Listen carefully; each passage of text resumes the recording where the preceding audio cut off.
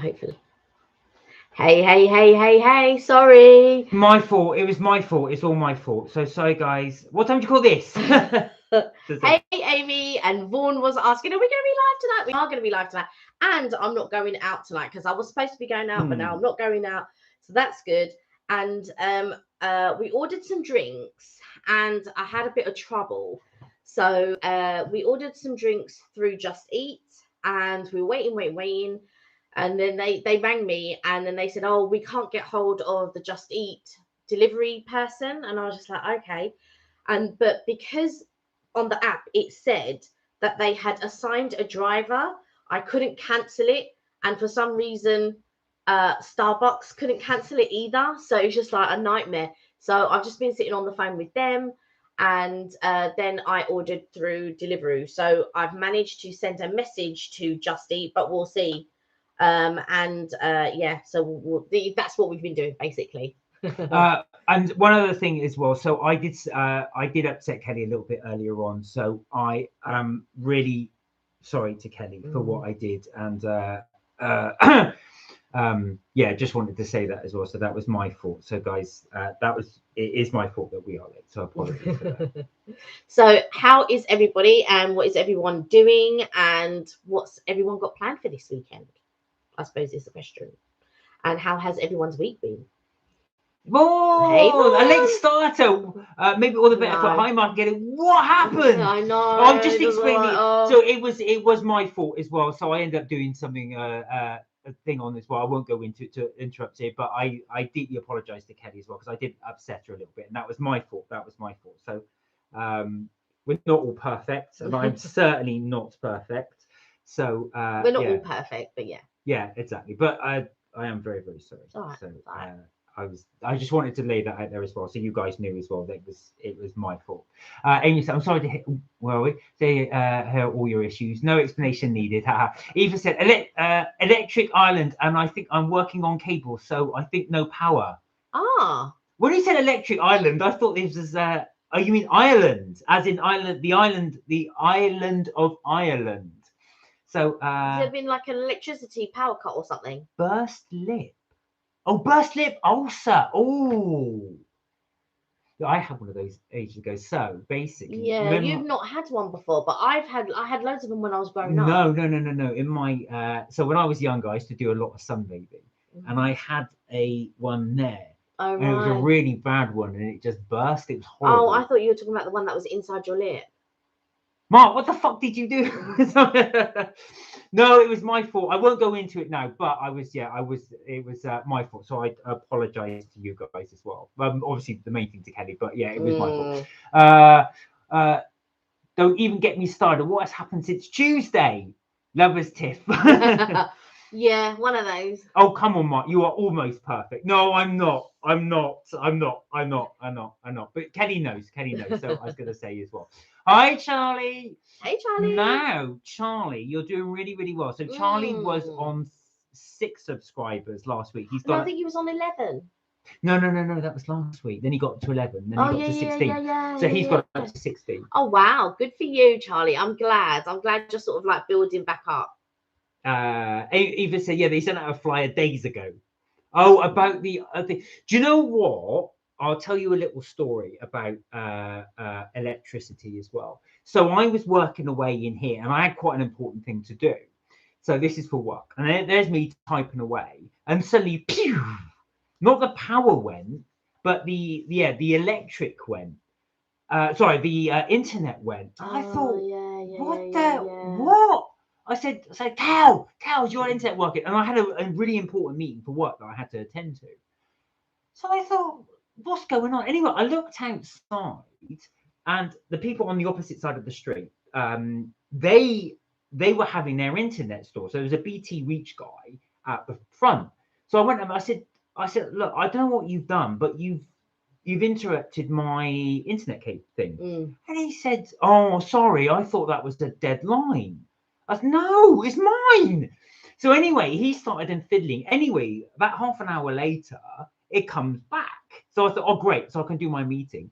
Well, an hour in, hour and a half in, pew, it's gone again. But this guy's now gone. Yeah. So and I was ringing around to everywhere and all of this. I was phoning up BT and they were saying, "Oh, I have to phone up my provider." And it was just, I was saying, "But why do I have to phone up my provider when it's your guy that knocked it out and all of this?" And then they said it was going to take another 2 days, but luckily, they came the next day. Angela, hello. Hey, Angela. Hi, friends. Angela or Angelina? Oh, it's Angelina. Sorry. Hey. I really do need to get myself glasses, but I have been noticing this for a while. I've got a really bad habit. When he said Angela, I thought, I bet it's Angelina. Angelina, how are you? Angelina's from Australia. She's joined us from Australia. Angelina, hello. Yes, no, Kelly did show me your profile. Yeah, I think God, it must be early hours of the morning for you, perhaps. Because I know when Sparks joins us, Gloria, when she joins us, it's early hours of the morning for her as well. I think, correct me if I'm wrong, are you 8 hours ahead?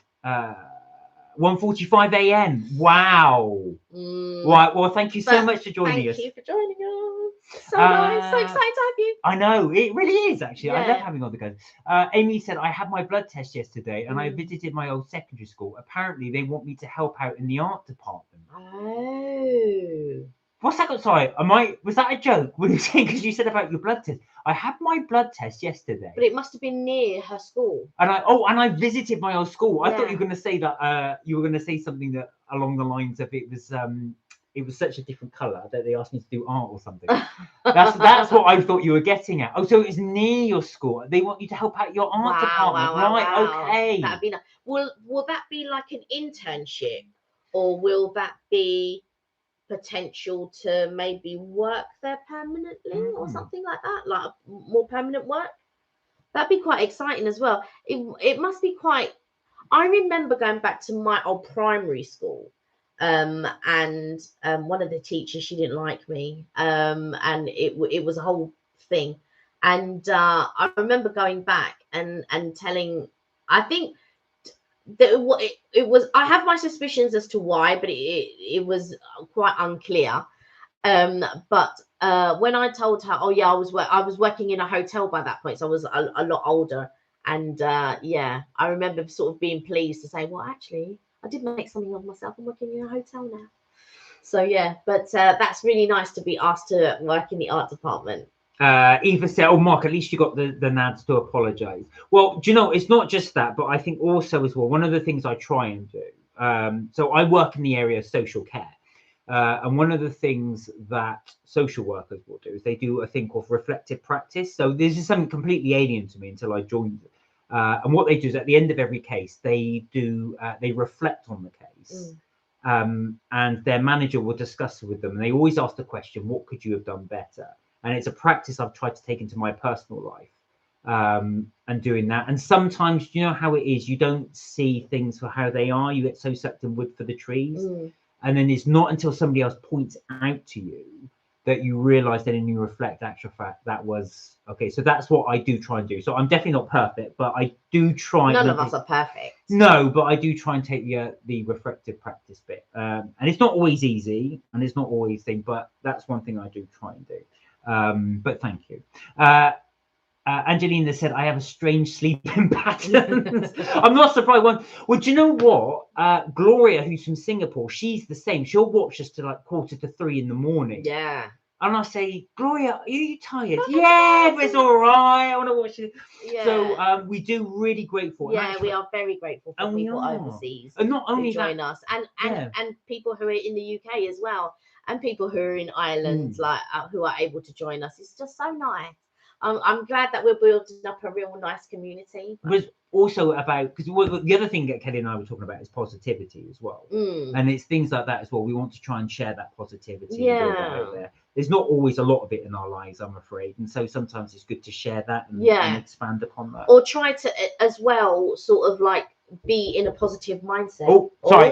There's somebody at the door. There's somebody at the door. So, so basically we were able to get the drink. So before I came on, quick rundown, because some of you were here and some of you weren't. I ordered from Just Eat, and they said they had assigned a driver. Anyway, Starbucks called and said, oh, by the way, we can't get hold of Just Eat, so we can't like send you the stuff. And I was just like, oh, and then they were saying, oh, like, can I cancel it on my side? But because they'd assigned a driver, it didn't show me the cancellation option, so it was like pretty difficult. And I said to Starbucks, well, can't you cancel it on your side? Because normally what happens when Starbucks are all ready to cancel, they'll cancel on you, no problem. Well, this is any restaurant, not just Starbucks, any restaurant. They'll just cancel on you, no problem. And you're sitting there waiting for your food or your drinks or whatever. And she couldn't, unfortunately, cancel it from her end. So I said, all right. So I sent an email to Just Eat saying that we haven't received our order and all of this. And I said that I had spoken, and I took the lady's name, and I said, you know, she can't process our order and all of that type of stuff. And yeah, and then I reordered it through Deliveroo. So I have got a semi-skimmed caramel frappuccino with whipped cream and lots of caramel drizzle that I asked for. Yay! And mine is an oat milk decaf latte. Decaf latte. Do you know what? You can tell it's live because we do that. We always, our windows are over there. So if anybody bangs on the window, we've had this before when we're doing the live. You're like, oh God, who's that? There's somebody at the door. But the thing was, what was good was that I was able to reorder it. Feel that? Is it hot? Yeah. That's really hot. What happened was she told me, oh, we've made it, but it's been sitting here for 20 minutes. So they had to throw it away. And I just was like, oh my God. And so I didn't know if I had the time to reorder it, because sometimes they lock off the time, so you can't reorder. Even though the shop's going to stay open for a bit longer, they close the delivery or the Just Eat at a certain time, and then you can't place your reorder. So I was glad we were able to replace our order. Where was I? Oh, right, okay. So Aoife, 8 p.m. it should be back. So that's her electricity. Well, that's something. Okay. So you're watching us on your phone? You must be using data then. Yeah, I was going to say, I hope you don't. It's not too expensive. Yeah. Amy said, I bloody hope not, to work there permanently. Oh yeah, so that going back to the school. Oh no, so you don't want to go back there. Well, do you know what? If you're helping out, yeah, that's always a good deed, and it's always a good deed to help. Yeah. Out. And Angelisa, thank you, Eve, as well. You're always welcome, and guys, you are always welcome. We like to think of this as a safe space. You can say your thing. We can have a chat. We can talk about what you want to. Well, hence that's why I was sharing that with you, because it's a safe space to do so. Amy said, no, it wasn't a joke. It was my sister's parents' evening, so I tagged along. And I spoke to some teachers at my work. Well, that'll teach you for being helpful. It's one of those things, actually, when you do tend to get dragged into the. Or I don't want to use the term drag, but you do tend to get pulled into these things. But it's good to have the experience, because later on, when you sort of start applying for jobs and all of that type, it's sort of like a bit of thing that you can add on your CV kind of thing.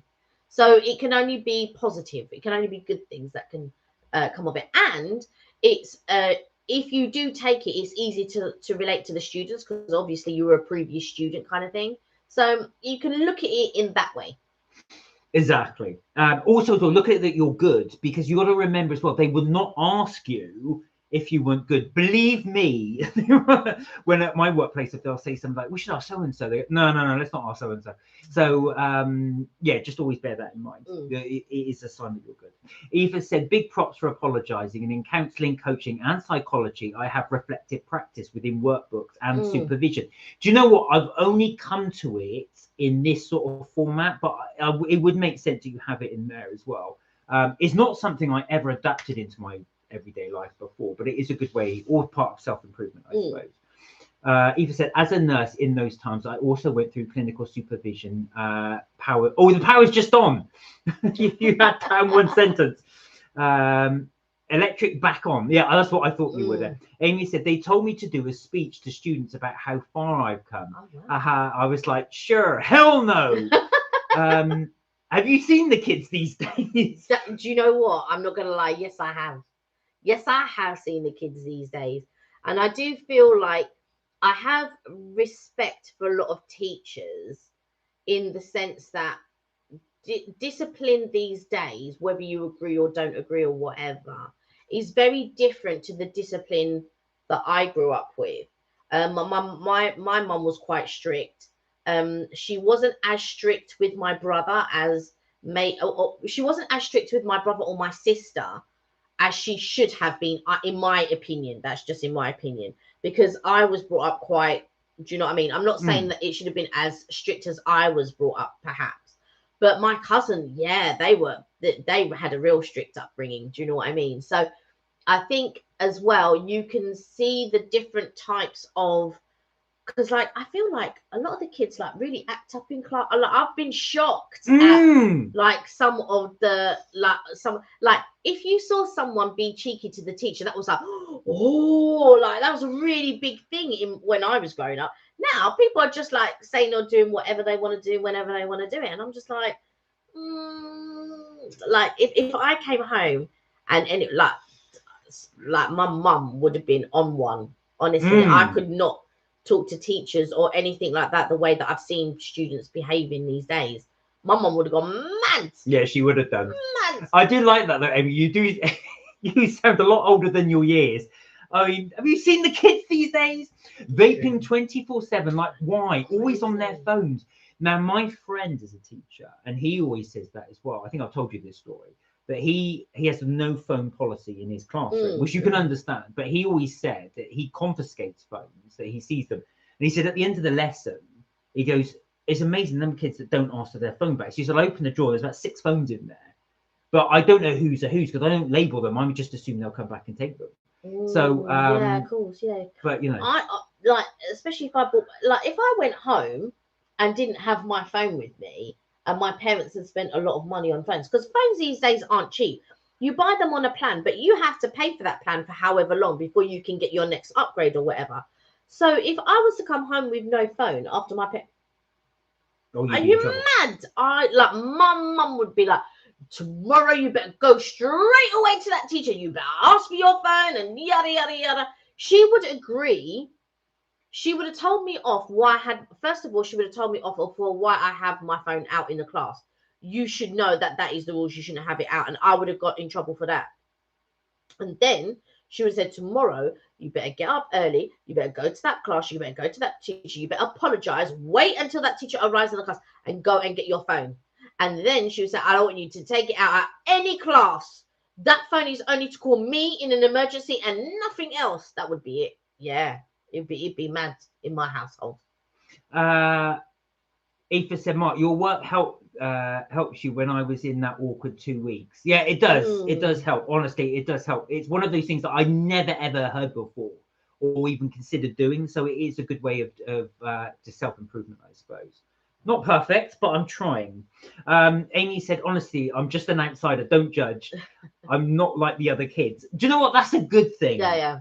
That's a good thing. Never, when I was young, well, you were one of the cool kids. I was never one of the cool kids. So I never fitted in, really. So it's nice the fact that you can be, but now looking at that, I've thought to myself, I should have embraced that a lot more. I should embrace the fact that I was different. I should embrace the fact that I had my own clique of friends, like Stranger Things. So more like that.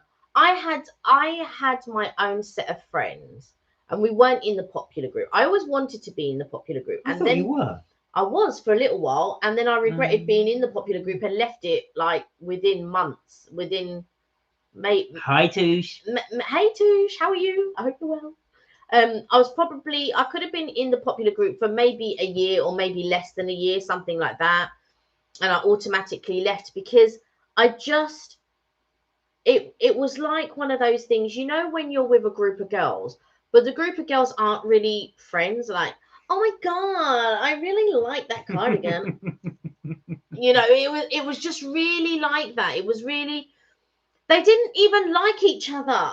Like they didn't even know what true friendship was or anything. And I was so shocked. And you look from the outside and you think, oh my God, all the boys like them and they're like really popular and they're this and they're that. And you think what you're imagining is not what it is in real life. And then when I got to know them a bit more and all of this, I just thought, oh my God, they don't even like each other. They don't even, they're talking about each other. And it was just, it just wasn't my cup of tea. So I then left and I went back to my friends.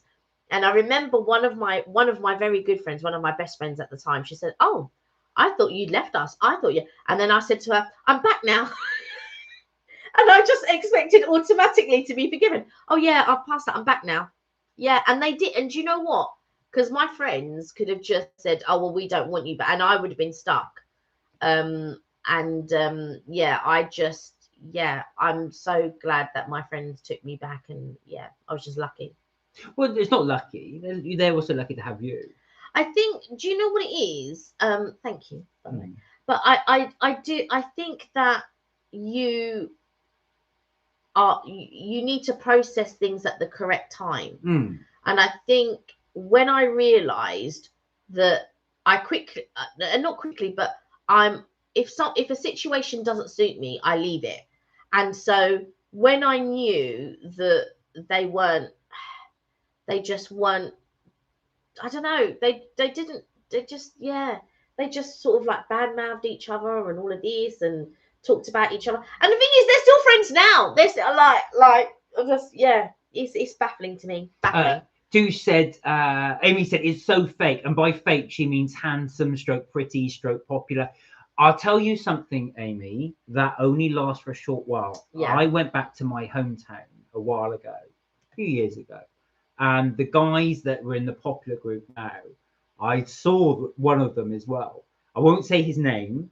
He's all right. He came up and said hello to me, right? And he never did when I was at school. He must be 18, maybe 19 stone, completely bald. I don't think that looks. No. What I'm saying is he uses looks and popularity. Yeah. He used to be a bit of a bully as well when he was at school. Okay. So that's why I point it out as well. So these things are only in existence for a short while, piece of time. Yeah, it's true. I think you are only as popular as that circle or that thing of friends allow you to be. And then once you move on, it's life is very, very different. Yeah. It's very, very different. And like I was saying before, it's difficult to make friends when you're an adult. And it's easy to make work friends. But work friends are work friends until you've left that job. Once you've left that job, you know who you want to be friends with and who you don't want to be friends with, and the people who want to be friends with you. And that's why I say it's a lot more difficult to make friends when you're older. Yeah, that's true. Because work friends are work friends, and your out of work friends is totally different. It's not the same. And then once you leave that job, you'll know who your friends are, the ones who you want. In a lot of places, I'm very I already know who I would and wouldn't keep in touch with from very early on. And sometimes there might be a surprise there. So I don't totally close off, because sometimes you just get this surprise and you're just like, oh my God, I never thought we were going to be like really good friends. And we are and stuff like that. So my friend circle is very, very small. I don't have lots of friends. But it's the way that I choose, because I choose the people. I'm quite selective, because not just anyone you can give your time to. You get me? Well, do you know what? There was a report that said that actual fact, apparently, women are more likely to have a larger circle of friends. Men have a much smaller circle of friends, but much closer. And I think yours is slightly different. I think yours is a smaller circle, but much closer. Yeah.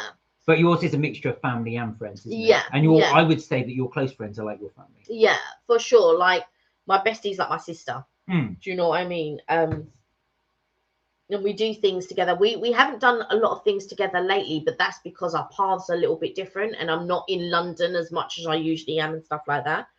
So, but we still catch up. We still do things on the weekends and that, and then we still manage to catch up for dinner. But I feel like I said, it's very different, and I don't have a lot of local friends. No, you don't. Well, I have one or two, but not very many. No, you're right. Actually, I suppose they're family. I keep thinking, well, that's family. They're family. And I don't have a lot of local friends. So, like when you meet friends through work, you normally live in different areas of London or the UK or whatever. So you don't. It's. Tu said, well, thank you, love. Not working today, so able to watch your Fri-yay. Oh, we're so glad you were able to join and that you're not having to work. We were a bit late, actually, Tush, early on, so that's why we're running a bit late. But we are going to run a bit later on just to catch up So because sorry, no, go on. I was going to say because I'm not going out anymore, so it got cancelled. So we can stay. Yeah. There you go. And we'll make up the time that we allotted. We cannot deny you of our chat time. And we don't want to be denied. No, that too. Oh, no, that's the most important thing. Well, we wouldn't do this without you. Yeah, exactly. So you make the chat. Otherwise, it's Kelly and I just talking to each other in front of a live camera. You did what? Yeah, exactly. Eva said, Mark, when I was in the awkward 2 weeks, you smartly thought to yourself to say to me that I needed some reflective time. And obviously alarm was going off for you. Your reflective practice kicked. Oh, I see. That's what you meant. But yes, I do remember that.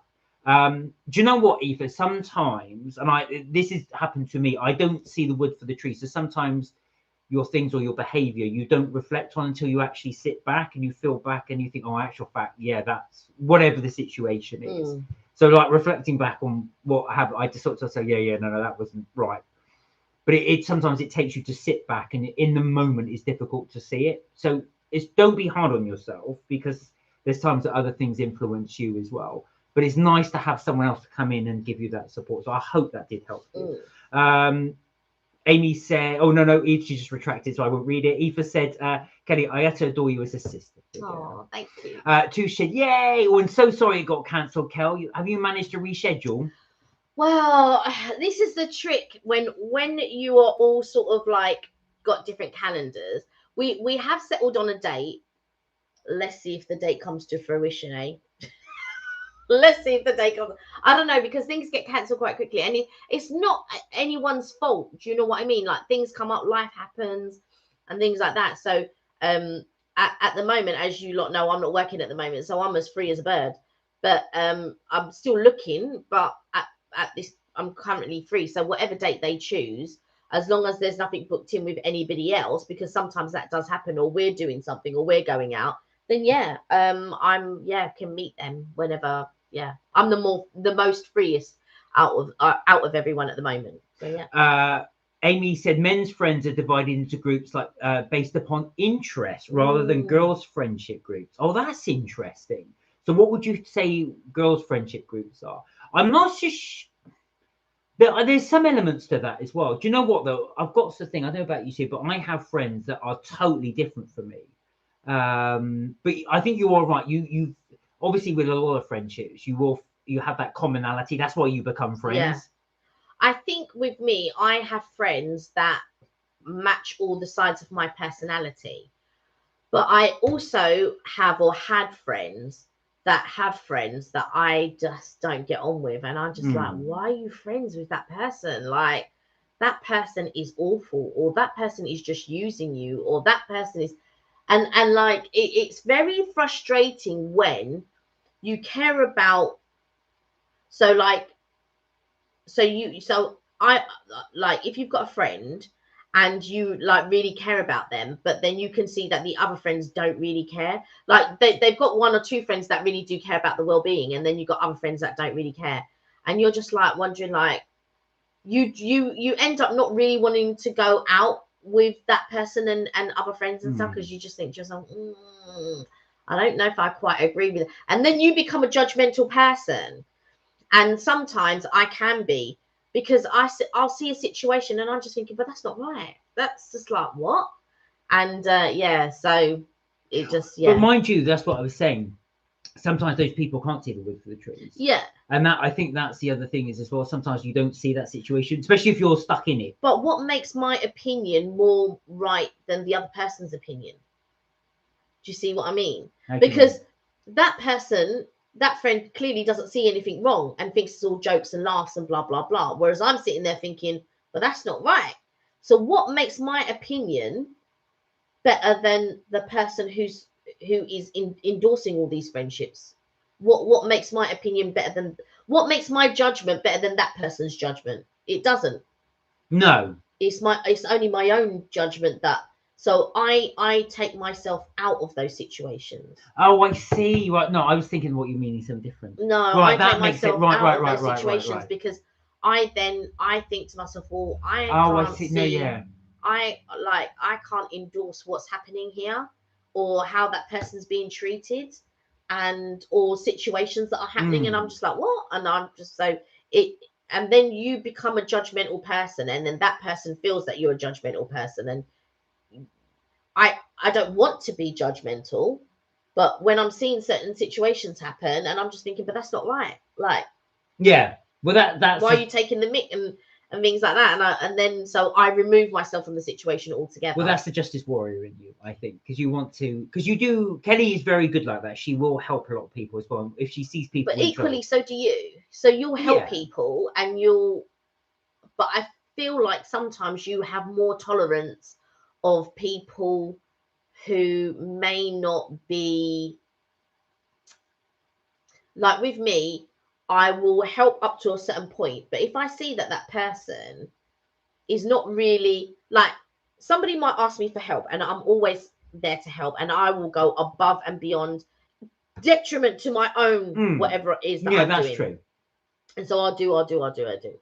But if I feel for 1 minute that that person is not taking it as seriously as I am, I'll be like, oh, okay then, and then I won't. What's the point of me overworking myself or making myself worried if the other person is? It's almost like, oh yeah, can I leave you to do that then? And I'll yeah, and then they're going and having a good time, and you're sitting there thinking, what? Yeah, so that's how I feel sometimes. Well, I know what you're saying, but sometimes people don't see, because you think very logically. But I think also as well, people don't see that as well, and sometimes people will fall back into their circle again and again and again and again, and yeah, almost like an addictive personality. And I think for some people, they don't see that, and they fall into that trap. I've been at that myself. Yeah.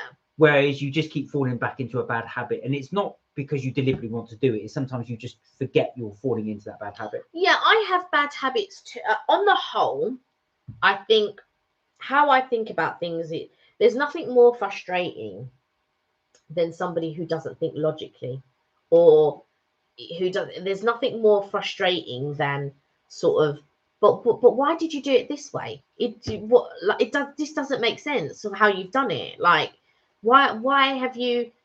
This doesn't make sense. Right, talk me through your because then I have to try and understand the person's logic, because I'm like, but why did you assume that? Doesn't make sense. Can I float past the psychologist thing I told you about? Which one? So a psychologist, this is many years ago, not a former workplace, they brought a psychologist in. I don't know if I need to worry, but not just for me, but for the whole stuff. And the question was raised was this. Oh, right, okay. Yeah, so this is actually a genuine question, and the psychologist did give an answer to it. Right, imagine you've got to get a train from wherever you are to Manchester, all right? If you live in Manchester, imagine you're going to somewhere else, right? What would you do to get to that train? Would you rush up on the day, get on the train and buy the ticket? Would you book it? Would you arrive there, purchase the ticket, and then get on the train? Or would you book the train ticket in advance?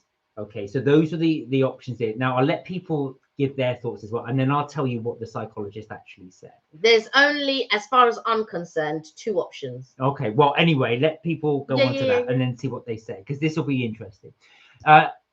Amy said, where is the ladies' man at?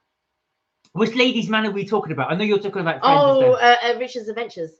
Oh yeah, the ladies' man, Richard. Yeah, I don't know actually. Probably have his ladies. Exactly. He could have 1, 2, 3. Who knows? Eva said, Mark, you possibly saved my life. Oh, that's bless you. And saved me from heavens knows what. With your work training reflective practice. Honestly kicked in and showed true friendship. And I sincerely thank you. Oh, you are more than welcome. And again, that's a prime example. It wasn't so much me, but sometimes when you're in the thick of it and you're actually involved, you don't always see it. I'm guilty of that myself. Sometimes I'm in a situation, I'll react a certain way. And it's not until afterwards you reflect and think, oh God, I should have done X, Y, and Z. And I can see how that looks. I think that happens with all of us. But, you know, and that's what I mean. And sometimes you've got to sit back and you think, you appear bad, or you appear, I don't know, whatever situation it might be. So you just always bear that in mind. It isn't always your fault. You sometimes need someone else to come in and point that out. And then there's what is your fault, not fault, but what is down to you is how you react to that. And you reacted the perfect way. Amy said, Eva, I love how you praise people so much. She is lovely like that. Vaughan said, bad habits. Oh dear, where do I start? Firstly, I shouldn't overthink things, overanalyze. Yeah. Says Vaughan. Do you know what? I can be guilty of that though. if I am, so if I, what I tend to do sometimes, but I've learned like not to sort of view things in that way and try to think of something else, and that can be quite difficult. But sometimes when you've had a disagreement with someone, and then you're still thinking about it, you've left work or whatever, and you're still thinking, for goodness sake, and by this point you're arguing with yourself, right? Now, what is the point of that? And then, because you're arguing with yourself, you're building up, you're analyzing, it's just blown out of all control. And I think that we all have to learn, when it gets to the point of once you've left work or once you've left a certain situation, is to be able to leave it over there. And I'm very good, especially where work's concerned, not so much with friends and family, but where work is concerned, I will like think, oh, that's it. But it doesn't put me in a bad mood once I've left work. And what I can do as well with work, which I'm quite good at, if I'm angry with one person or I'm angry about something, it doesn't set the tone with other people, and it doesn't set the tone for the rest of the day. I'm very good at compartmentalizing things at work. At home with friends and family, slightly a bit different, because I think the bond is stronger. And so where the bond is stronger, it affects you that bit more. And it's not as easy to compartmentalize as it would be at work, because to me, work is work, and that is it. You may make a couple of bonds there, but to be quite honest, it's not going to impact me in when I get home and stuff like that. And I don't allow it to. So I never bring the mood from work home, and equally from home, I never bring the mood to work. There's two separate things, and I'm very good at separating the two. Kelly is. I'm not. I find it very difficult. I find it very difficult. Yeah. Partly because of what's involved in my job, and also partly because of the stress levels that are in it. So sometimes I will do that. There have been times when I thought about work all weekend, so I'm planning it for the following week. And I've got next week, I know I've got tons on. I mean, a lot. So I'm having to pre-plan everything for next week. And I think, I'm not doing that. I've got to make sure that. So it can really do affect you like that. But Kelly is very good at that. That's something I do need to work on.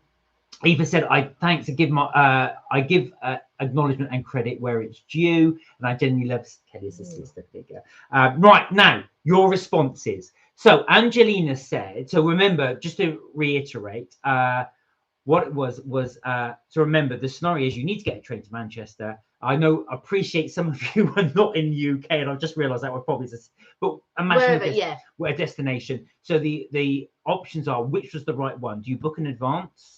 Do you turn up to the station, buy your ticket and get on the train, or you just rush onto the train and buy your ticket on the train? So Angelina has said book in advance. Amy said book in the advance because it's cheaper.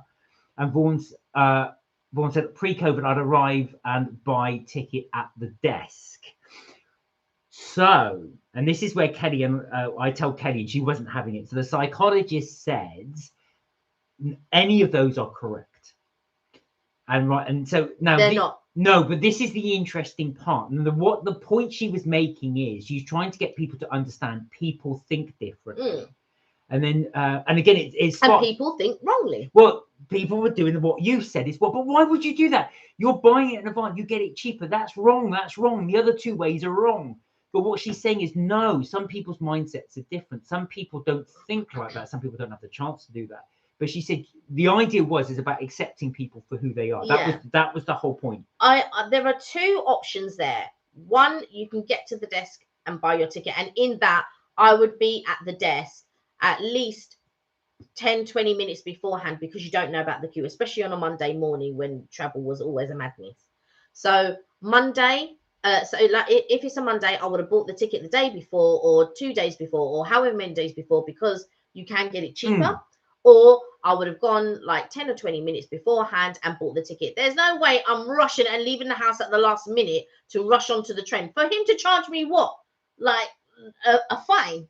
Because no. Now, maybe that's the thing. So maybe money's not everything. So imagine if money was not the object. So take money out of the equation. Let's imagine you have to do it for your work thing. So basically, work said, look, don't worry about the cost. Whatever it is, it is. So if you want to, if it's 100 quid, it's 100 quid. If it's 200, it's 200. So imagine they said that to you.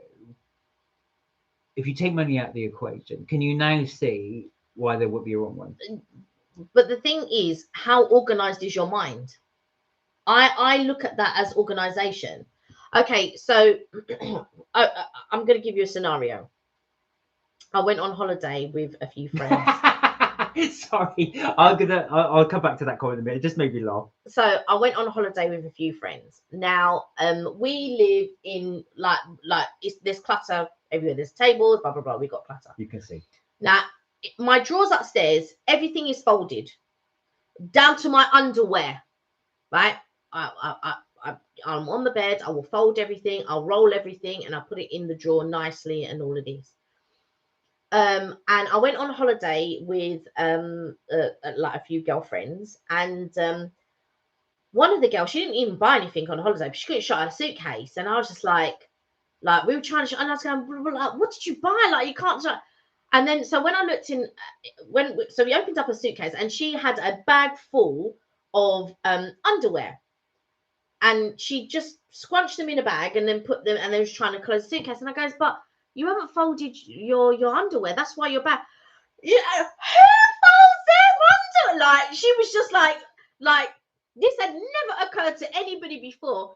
Who folds their underwear? Now, I've always been brought up. Now, this is no judgment on anybody who does or doesn't fold their underwear or whatever. That's you. Do you know what I mean?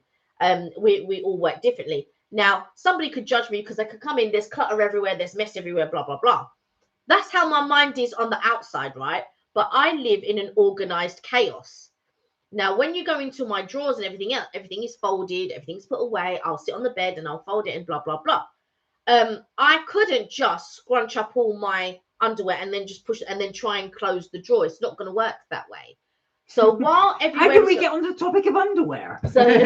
So while everything is cluttered and everything else, because I live in an organized chaos, I need things out so I know, oh, that needs to be done, that needs to be done, that needs to be done. If you pack everything away in a drawer or in a box or whatever, I will forget that needs to be executed or that needs to be done.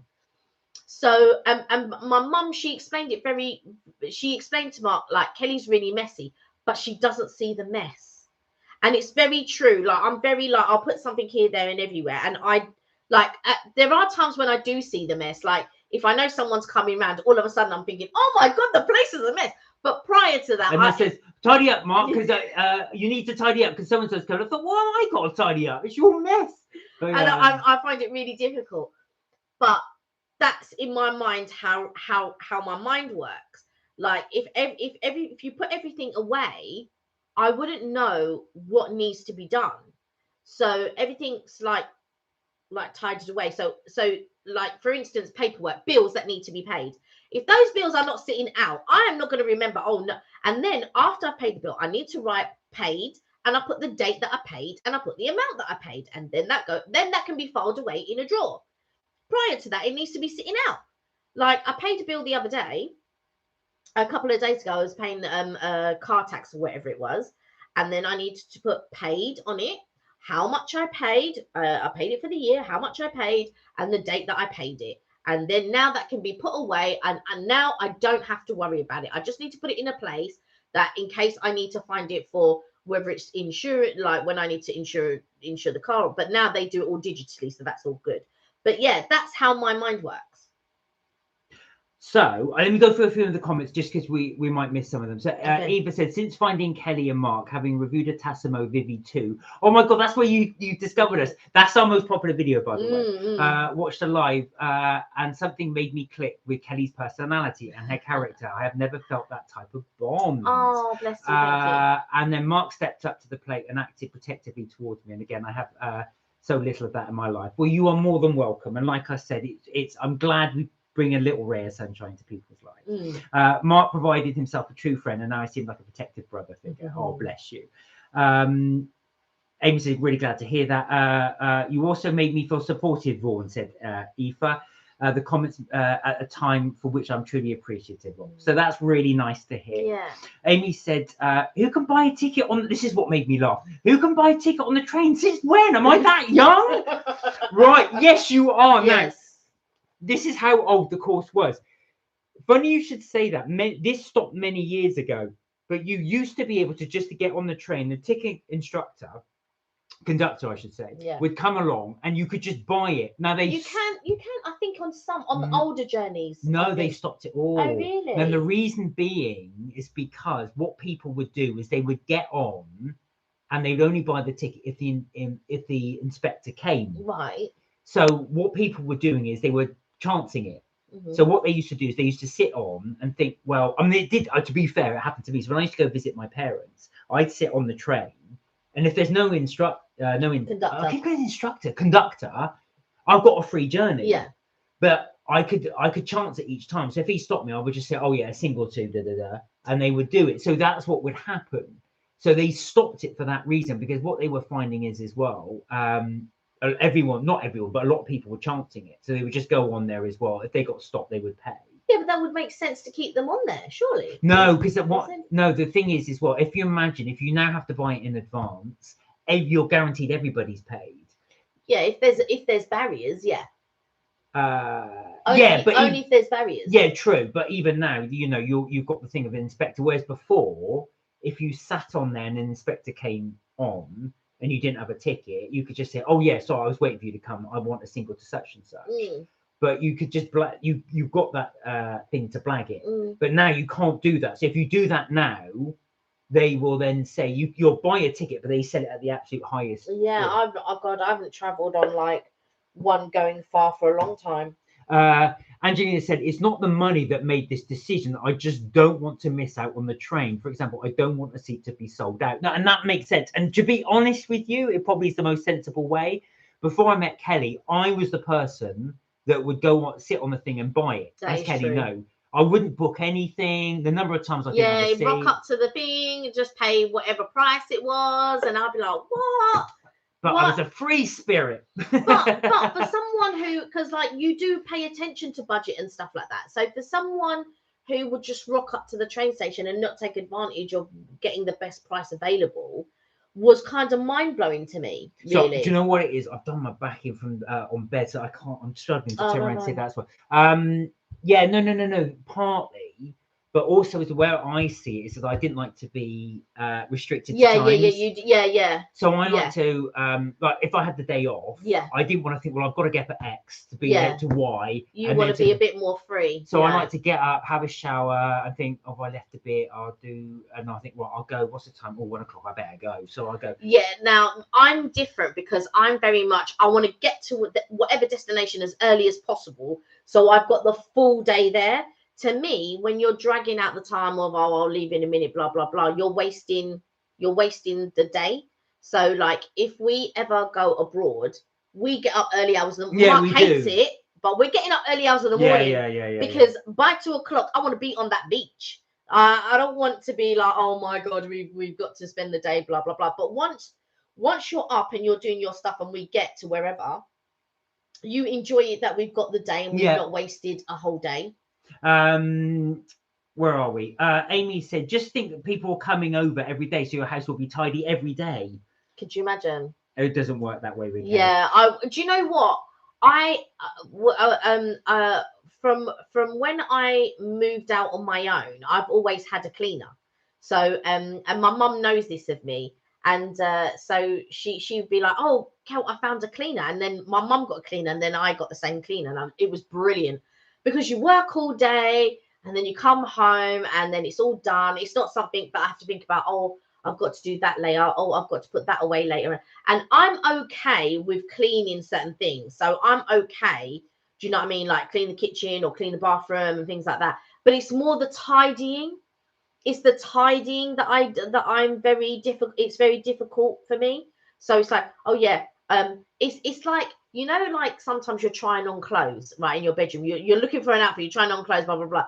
And then, like, I'm like, oh, my God. And then leave that one there. And then instead of, like, you know, putting it back. And I try really hard now to put it back because I don't want to come home and then that is all on the bed, and then I have to deal with it later. So I try now to just deal with it and all of that. But before, that's how it was, I just take off clothes and blah blah blah and all of this. When I was a lot younger, when I was sort of still living at home, I found it really difficult to make my bed in the mornings. Now I could never go a morning without making, unless Mark's still in bed and I need to rush off and do something.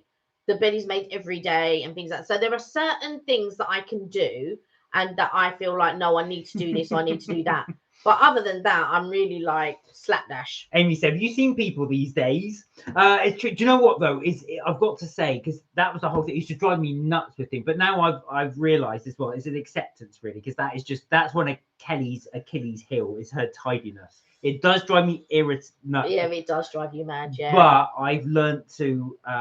Kelly's not going to change, and I just learned to accept it. It's funny because my brother and my sister are really tidy. Although my sister does have a cleaner, but yeah, I know my mum's missing it. Like my mum is super tidy. Yeah, your mother is. Yeah, she is like super tidy, clean every day, and all of this type of stuff.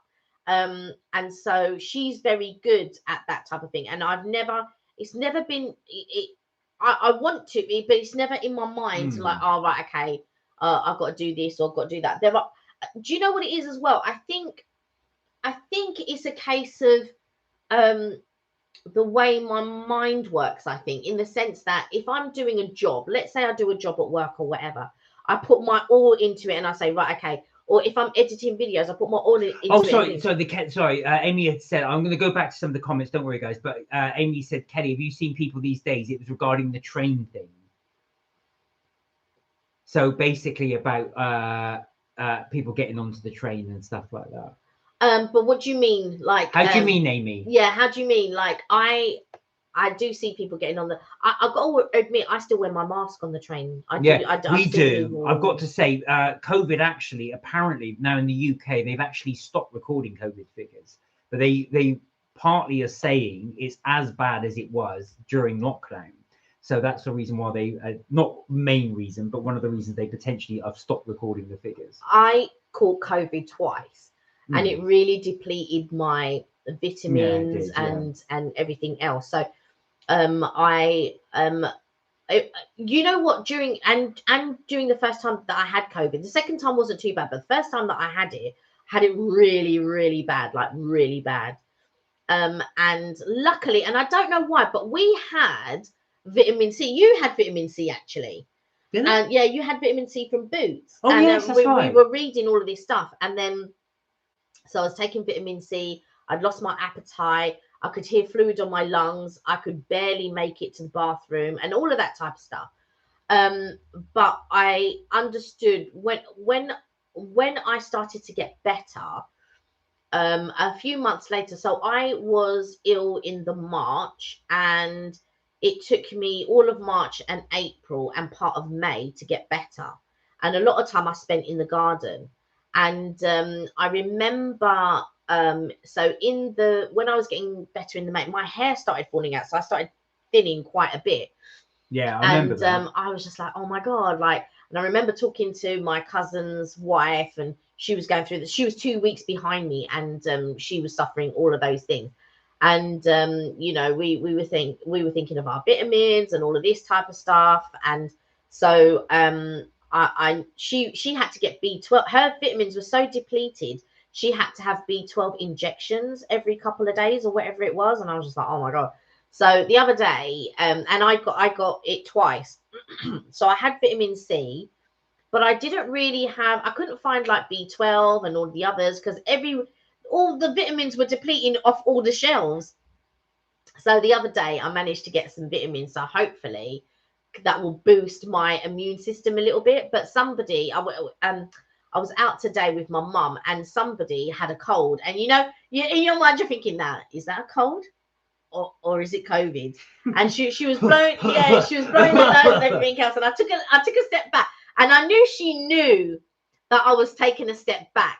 But the second time when I caught COVID, I just thought, oh, do you know what? It's just a cold. Like, if people still get colds, right? It's not automatically COVID. People do get colds, and I always get a seasonal cold. Forever getting a seasonal cold. Yeah, you do. Yeah, Actually, you yeah, do. yeah. Yeah, you do. I haven't even been out, and I'm getting a seasonal cold. But yeah. So I took a step back, but I knew she knew that what the reason why I was taking a step back, and I knew because I just thought, do you know what? I don't think I can catch COVID again. And like I was fool enough to think the second time, oh, it's a cold. For God's sake, everyone gets cold. And yeah, and it wasn't. It was COVID for the second time. So yeah. Eva said, Amy, they're anything but arrogant, haughty, or conceited. I found true friendship with Kelly and Mark and believe. I don't think she meant we were arrogant. Yeah, I hope no, she did. Superficially and friendly people are. Amy asked, how long have you and Kelly and Mark been together, if I can ask? You can ask. Now, Kelly and I went to drama school.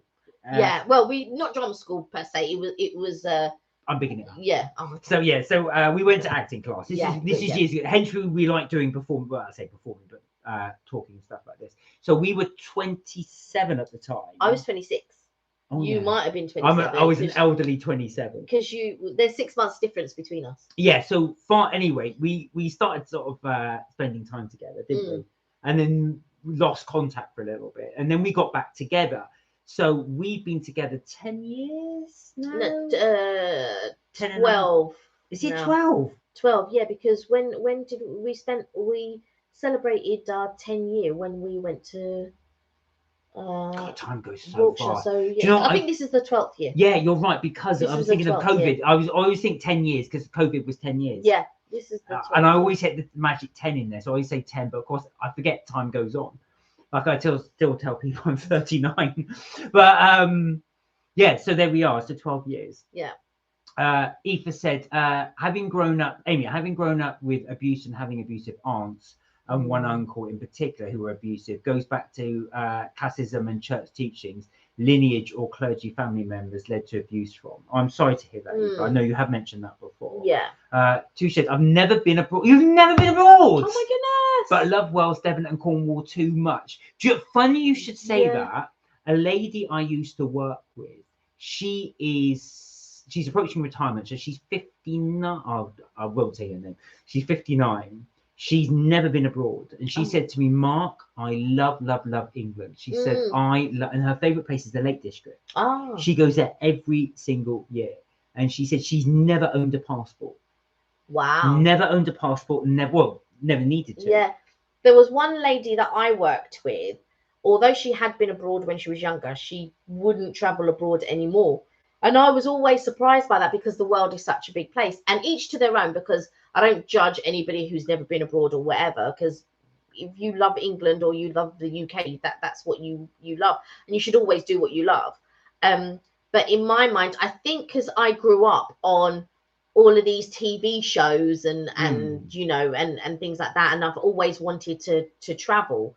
It was always one of those things and I think the places that we've been to as well, I think a lot of people feel that they're out of reach. You know, when you go to somewhere like Disney or Florida or Universal or Vegas or whatever, and I think and you know, Italy or Paris, and I think a lot of people think that those goals are out of reach price wise, but they're really not. They can be as cheap or as expensive, although the cost of living crisis, it will be expensive now. But there are still ways that it is reachable if those are the goals that you want to do. But I mean, we went to Vegas and we paid like £754.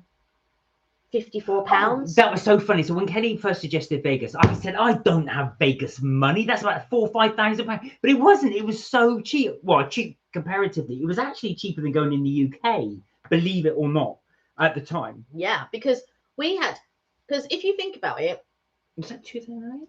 2006? 2009? No, that was much later. That was like 2012 or 2013, something like that. In my head, 2006, but I think you're right, it's 2012. Yeah.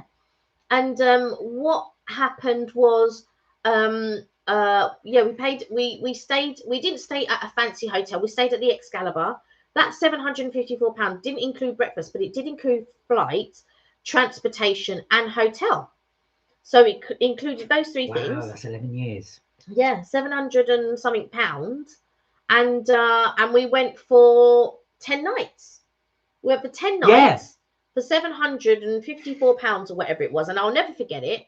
And we stayed at the Excalibur. You loved it because it had all the castle theme. yeah, and the the dragon. sort I of like loved it. the medieval theme to it, and it had all the dragons and whatnot. And when we went again, how long did we go for? The next time we went for 15 nights. And what did Craig say? Oh, your friend. He went, ha.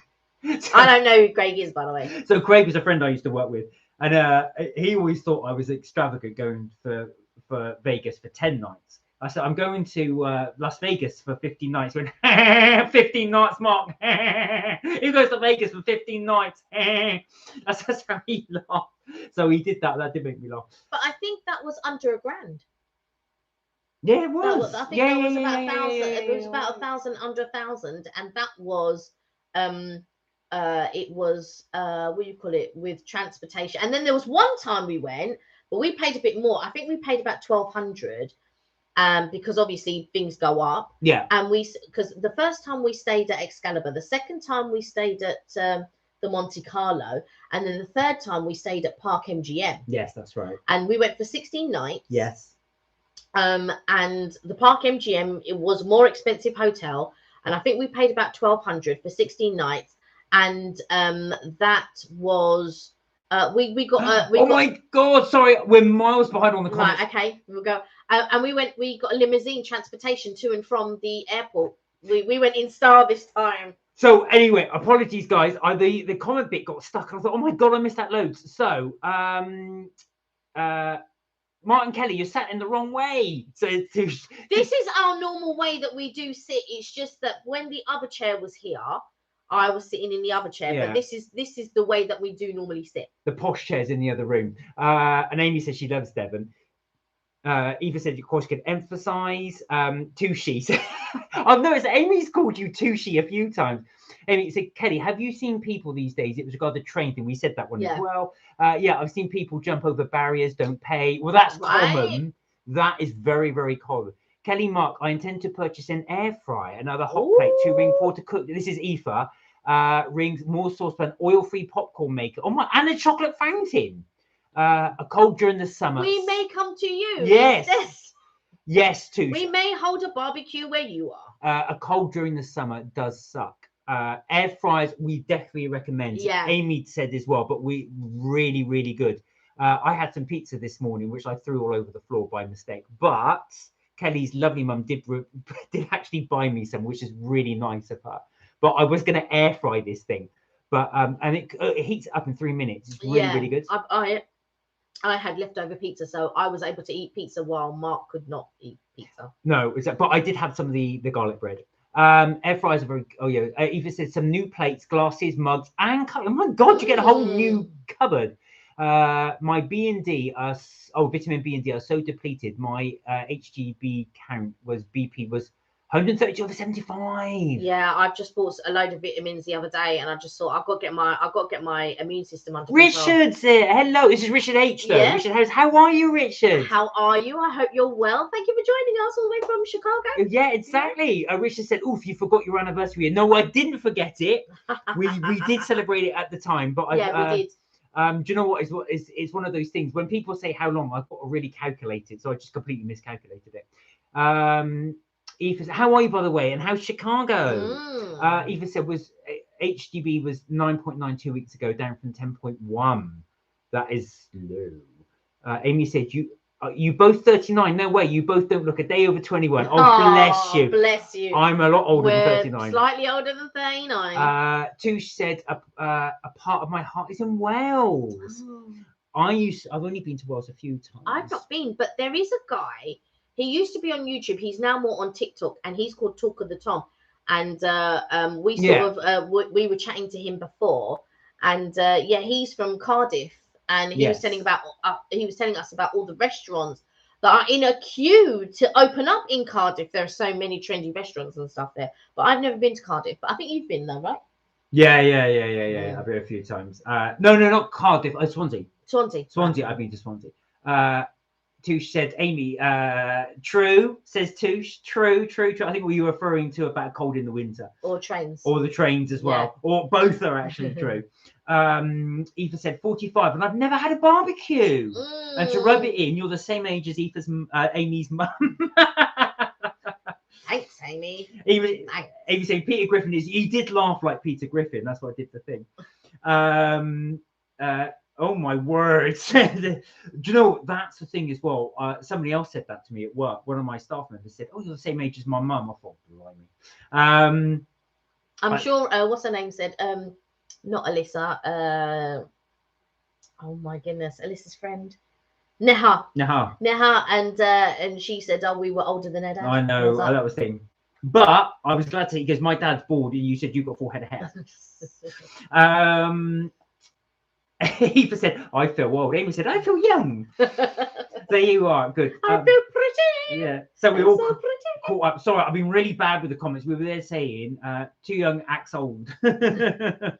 So we're young at heart, Kelly and I. So we do like to do little younger things as well. But that's our tagline. You're never too old to have fun. We try to have as much fun as we can making the videos, but also as well doing our little thing as well. I've got nephews on either side of Amy, age wise. Yeah. One at uni and one just about to leave secondary school. You got a little cheeky Starbucks there, says Touche. We do. Yes. We do. I feel like it's been ages since I've had one, but it hasn't. But I can't remember the last time when I had a Starbucks. I'm wondering, the last time I had a Starbucks was when Janai was here. Really? No, we must have had one before. No, we did do one at the weekend a while ago. We did. I said to you, let's just get some. Oh, no, we didn't. I said to you, get one, and we didn't do it. I forgot why. There was a reason why we didn't do it. Yeah, we haven't. Amy said, I missed out. But why aren't you having one? You can have one. Oh, unless you've given it up for Lent. Oh, have you? Oh, caffeine intolerance. What about having... I have decaffeinated. Yeah, Mark always gets decaffeinated. When we do the lives, I always do we always do decaffeinated. Otherwise, I can't sleep. So I have one coffee. So they said after you reach a certain age, I won't say what. Actually, after over 40, you're not supposed to have more than one coffee a day, apparently. But you can have decaffeinated. It's the caffeine. The first time I took Mark for afternoon tea, he must have had about 3 cafetiers of coffee. Cafetiers. I used to drink it like it was water. I used to drink 6 or 7 a day. He was just enjoying it because he just thought, oh, it's replenishable. Let me have 3 cafetiers of coffee. There you go. So I've got a oat milk latte, Touche, and Kelly's gone for her sugar in a bowl. Yeah, nothing really keeps me up awake at night, really. No. So I could drink whatever, but it wouldn't keep me up awake. Oh, Angelique said, I definitely don't have a Starbucks here in the Outback. So are you right out in the Outback? Yeah, she's in the desert. Yeah. Oh, really? Yeah. Do you know, that's fascinating to me. I would love to see that. I always think I'd be scared. Outback. There's there's so many. I think of Tasmanian devils. Well, no, do you know what? I know they're only in Tasmania, I'm assuming, but I would be scared of the Tasmanian devil. No, it's I always think of Steve Irwin because I used to watch Steve Irwin religiously when he used to go out, you'd look for poisonous snakes and he'd always sort of stand right up to them or bring them up and just that type of thing. But I know that there's more poisonous animals in Australia per square mile than any other place on the planet. So that's what he would always say and point them out. But Angelina's coming soon and she's going to be visiting London on her little travels, and she's going to be going to like different places. She was asking about Sunday roast. I had to think about that for a second. But I was saying to Angelina, they're not strictly on Sundays, so there'll be plenty of restaurants that you can go to in the week and grab a roast. But Angelina was also asking me what is the best roast, and I couldn't answer because I haven't had the best. I haven't had enough roasts to let you know which one is the best roast. Well, we might have to remedy that. My heart is so Eva said my heart is traveling via the canal boat or a replica Dutch barge. Purchase an RV from CCRV within the next 3 to 5 years. So that's your plan. It's nice to have that sort of goal. Amy said, oh gosh, my poor dad drinks thousands of cups a day. What, a coffee? Isn't he wired all the time? I'd be just so wired. Do you know what? Somebody came to measure up my mum. My mum's going to have her bathroom done, was measuring up the bathroom. And he was shaking like this. But he said, oh, I've had 2 cups of coffee. He goes, I'm not going to make that mistake again. But you know, one day I had 2, not these size, but 2 small sizes of Starbucks 2 in 1 day because I used to love it. They used to just do coffee before. They didn't have the flavors. So back in the day, it was just coffee. And I remember one day I was like this, and I vowed never again would I ever drink 2 frappuccinos. And since then I've never ever drunk 2 frappuccinos in a day. Well, do you know what though? We had planned to do, well, we have done them as well. We have planned to do more. Was the Starbucks? We do tend to do when Starbucks bring out a new range or any coffee shop. We tend to buy all of them and just try them. But we're so wild because it is a bit of, I say, waste of money. I do end up drinking them because I hate waste. I'm really bad with waste. That's not the reason why you drink them. You drink them because they're sitting there and you want to drink them all. The cheek of it about waste. Ju said, "Oh, your Toby breakfast video. He had 3 coffees. Oh, did I? I probably did. I probably have more. I just didn't film it. When it's free, I've got a really bad habit of and that's my problem. Kelly told me off earlier, and she's right. I don't know when to stop. If there's an abundance of stuff, I feel I've got to eat all of it. Yeah. And that's my problem. And when I was reflecting on what we were saying earlier, I realized, actual fact, I could just make that last rather than eat it. And that's why I thought, yeah, that's right. I should reflect on that. Anyway, that's another thing. Because whenever I cook, I try to cook a big batch of food. And in my mind, I'm thinking, okay, so some of that will last for tomorrow or at least the day after. So like if we wanted to have something different the next day, we could, and then have that the day after. But there's no chance. There is no chance. And Mark will eat the lot. And so I can't save it for the next day or the day after and have something different the next day because Mark eats everything. So that's something I've got to work on. Again, all this reflective practice. My dad wants to live in the canal boat in London, says Amy. There's plenty of places actually. I used to live on the River Lee, and there's loads of river boats down there. So it's quite a pleasant. River Lee's in North London for anyone not familiar. Angelina said, "Yeah, my partner works in the mining industry." Oh, really? Oh, is it gold mining? I do know because I've got a friend of mine that has shares, and he invested quite heavily in Australian gold mining because there's a lot of gold mining in there. I just interested. You don't have to say if you don't want to, Angelina. Aoife said, "Kelly, let Mark buy a Nescafe Dolce Gusto drinks machine." No, because we don't have the money to do that. When I start working again and we want to frivolously waste money, that's what we'll do. Yeah, exactly. But at the moment, we're not frivolously wasting money. Oh, hang on, sorry guys. I'm just gonna flick. He's trying to catch up. I'm trying to catch up. Oh, Angelina says she's in Western Australia. Aoife said, "Kelly, I'm keeping the original pods. One is the macchiato. Okay. There's a mini boxes, so Mark has to purchase a Nescafe Dolce Gusto to enable him to utilize the pods." I think that's true. Amy said, "Waste." That's what we all say. I'm really bad though. That's something I've got to work on. Angelina said, I started a bachelor's degree in clinical aesthetics. Working with skin, I can work alongside dermatologists, plastic surgeons, etc. Wow. However, my partner got a job that was too good to pass up. So now here we are. Oh, wow. And out in the outback. That's amazing. It's crazy and good. Do you know what I mean? Because you just think to yourself, like, I can't imagine it. Do you know what I mean? Like, just living, but you're quite used to living like not many neighbours and stuff. Yeah, so I grew up in the southwest of England, so in the county called Wiltshire. So that's for anybody wants a frame of reference. If you familiar with Stonehenge, it wasn't that far from there. You can Google Stonehenge. It's the big sort of stone monolith. Well, they think the Druids and all of that. Oh yeah, they're pretty much there. Yeah. But I'm a city girl, so I couldn't imagine going to a place where there's like you didn't even drive. Like your brother will get on his bike, but I can't imagine having to get on my bike to go however far to the next town before I'm meeting anyone. Like for lunch or something like that's crazy. Well, that was the thing as well. Like the great thing about London is you can get on a train or tube and you're there. You can go anywhere. Wiltshire, no. There's one bus every so, and it's phenomenally expensive for what it is. Angelina said, "I'm still studying a degree that I might not now use." Well, do you know what? That's always handy to have. As you can see from me, I need some work on that. So I might be booking in I might be booking in a session with you.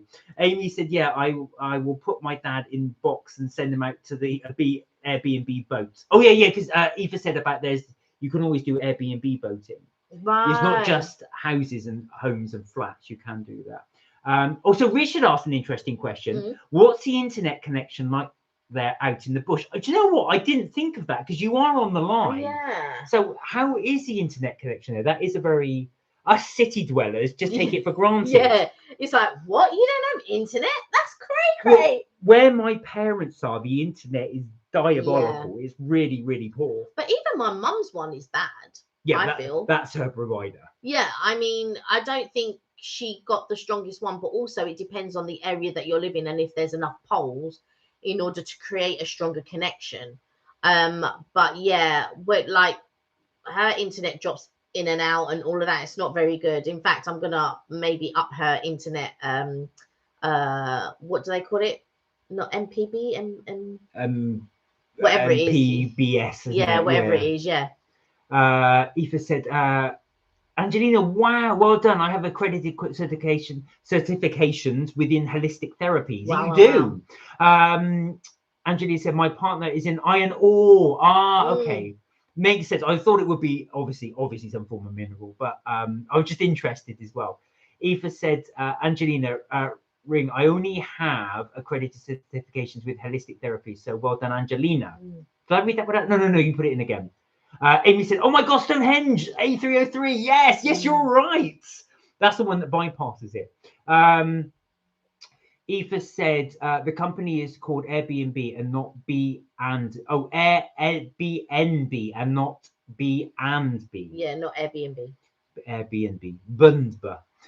Angelina said, Richard, internet is perfect. They take care of miners because it's a big money industry. Yeah, I suppose they would. Yeah, I suppose they would build up things there and that. That's amazing that you think in the outback, and then Australian outback is not like UK is really, really small. I've seen Crocodile Dundee. Yeah, no. If you Crocodile Dundee, I know.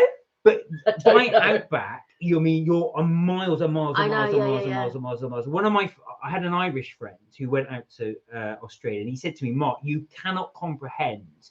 He said, in the UK or Ireland, if you drive, you can go for about 20 minutes without seeing another house, or say 10 minutes, but that's it. But he said, when you're in Australia, you can drive for hours and hours and hours and hours and not see another soul or building or anything. He said, you cannot comprehend the difference. And that's why... the vastness of the country. Well, this is it. But to be out in the middle of actually nowhere and have fantastic internet connection. When you look at somewhere like Wiltshire, where it is quite built up. And also, Amy just said as well, Somerset's terrible as well. And the internet be appalling. It just goes, that's really impressive. Yeah. For sure. Richard said, nice. Where are we? Eva said, Angela, there's the Heron Beauty Boutique Academy. Oh, yeah, you were looking at signing up at that, weren't you? Angelina said, it takes 16 hours to drive to Perth, the capital of this state. Oh, what? That's what I'm saying. 16 hours? Now, you imagine that. And also... I could fly to Mauritius in less time. But this is true. Because my Irish friend was also saying as well, he got a job driving land trains, which are basically big trucks. And he said when he was out in Australia as well, and he said that as well. He said a lot of the drivers, he said the danger is falling asleep driving these trucks. Yeah. Because you're driving for hours and you see nothing and you're just doing a strong straight road. Yeah. Too many trees and farting cows. I hope you're talking about Somerset. But that's nice though, the trees part. We've got a tree out the back, a magnolia tree, and it has bloomed and it looks absolutely amazing.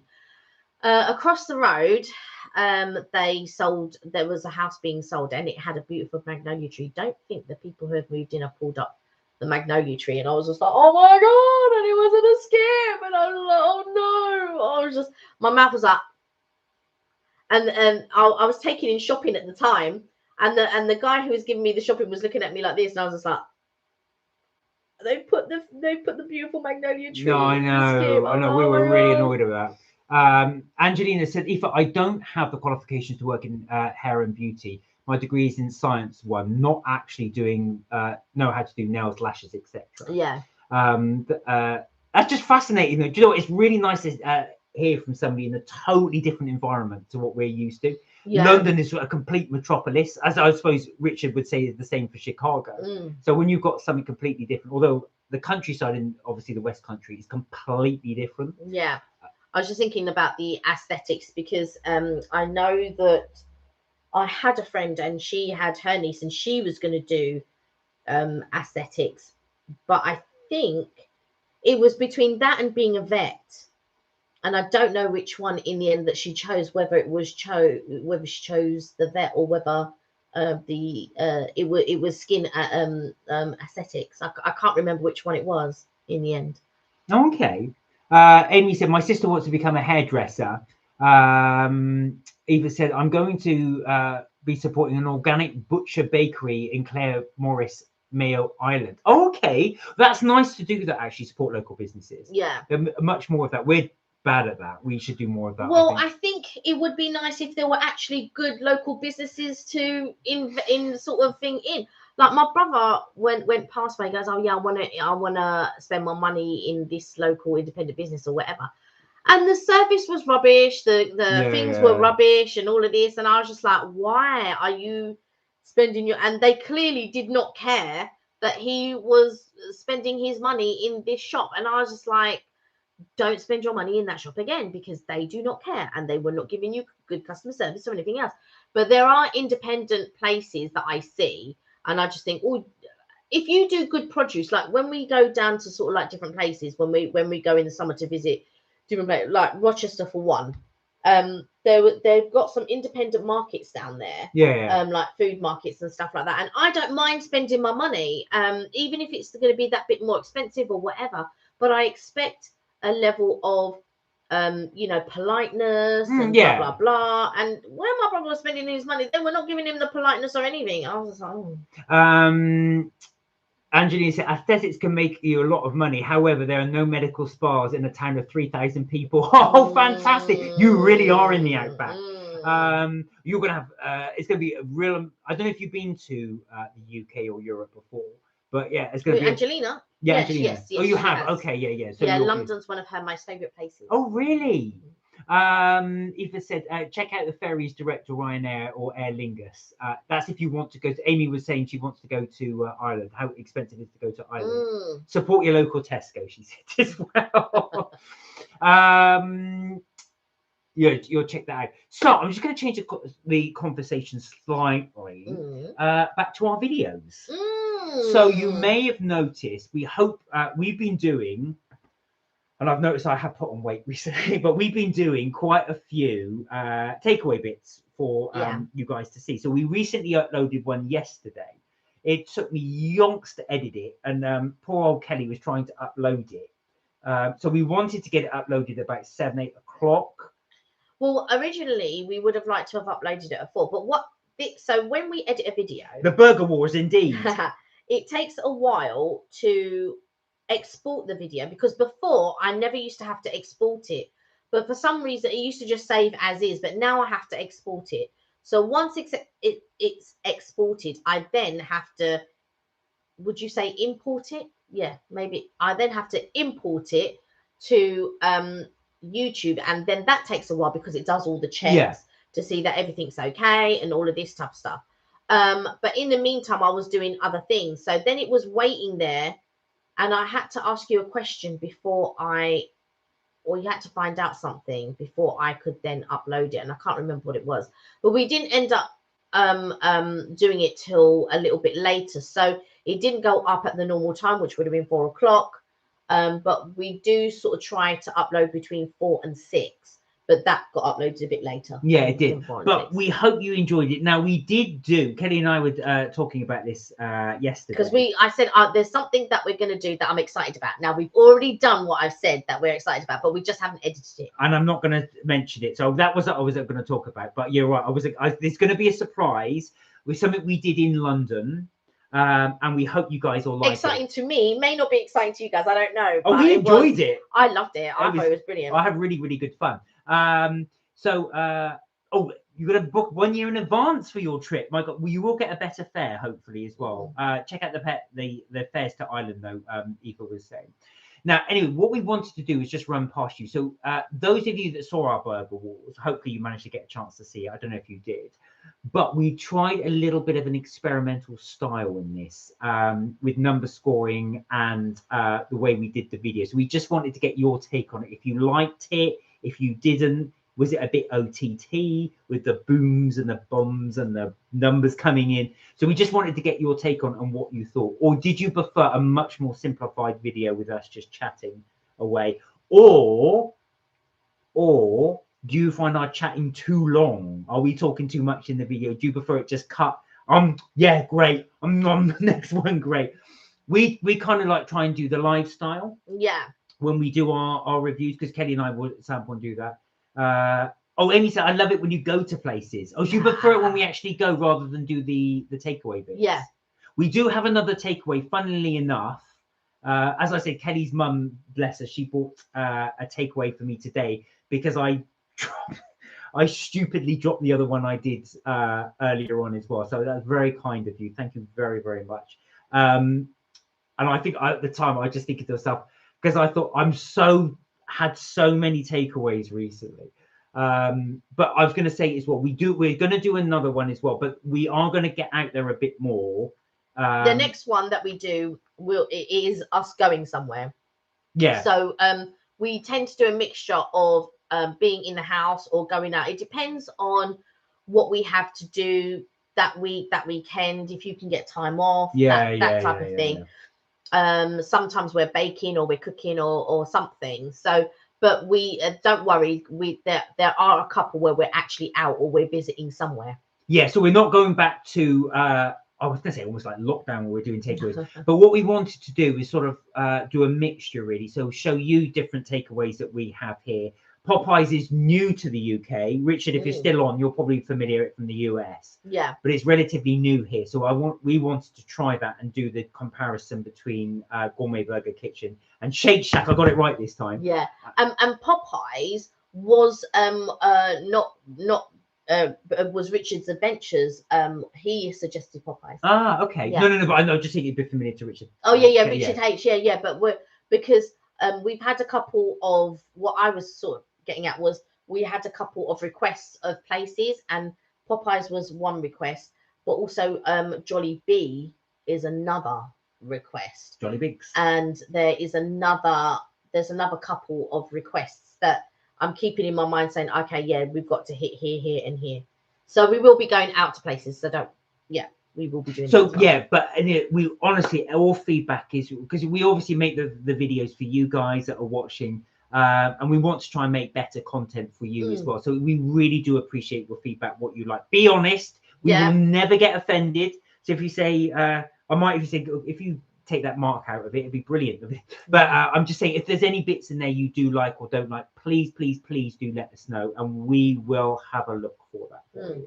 Right, so some of the comments is, I haven't had a takeaway since COVID. Oh wow. Oh my god, Amy. Wow. But is that what you're saying, Amy? Do you prefer it when we go out rather than doing the takeaways? Yeah. Do you prefer, is that what it is like? Because not everybody has takeaway, not everybody enjoys takeaway, but we also like the takeaways because we know that people like Netflix and chill. And so, like, if they're wondering what takeaway that they might have, like, I think it was Sparks that was saying, oh, we get all the good takeaways. Was it? No, oh, no, Georgina. Sorry, Georgina was saying, oh, we get all the good takeaways delivered to like the best places. But we're quite lucky that, like, some of these places that you can only get in London actually deliver to, like Dishoom delivers, and, you know, like Popeyes deliver. And so we're quite lucky that we do get quite a few good takeaways delivered. I'd be slightly different in the Outback, what's delivered, but one good thing, it was the same when I was back at my parents. There's so few you can get. There's so few. Any plans for Easter, Mark and Kelly? We haven't got that far yet, have we? No. And it's only next week? Yeah. Next week. My god. It's next week, and we haven't planned a thing. Not a thing. I was thinking about it this morning, and then I totally forgot I had to go out with my mum to look for tiles and that. So totally forgot about what in fact, probably when we get off the live, I will probably have a look at my little list and see what we should be doing. Amy said, do you have any plans, Touche? Yeah, have you got any plans? Has anyone got any plans? And anybody, actually, what are your plans for Easter? Angelina said, I haven't seen the video yet. I'd love to try Popeyes. And is there a Jolly Bee in London? There is a Jolly Bee in London. I haven't tried it, but Richard's Adventures was saying there is a Jolly Bee. There's a Popeyes in Leicester. Oh, is that Jolly Bee in Leicester Square, actually? It is in Leicester Square. Is it Jolly Bee? There's a Jolly Bee in Leicester Square. So there is one in Leicester Square. So that's right in central London. I think it's at, I want to say, at Ealing as well. Earl's Court.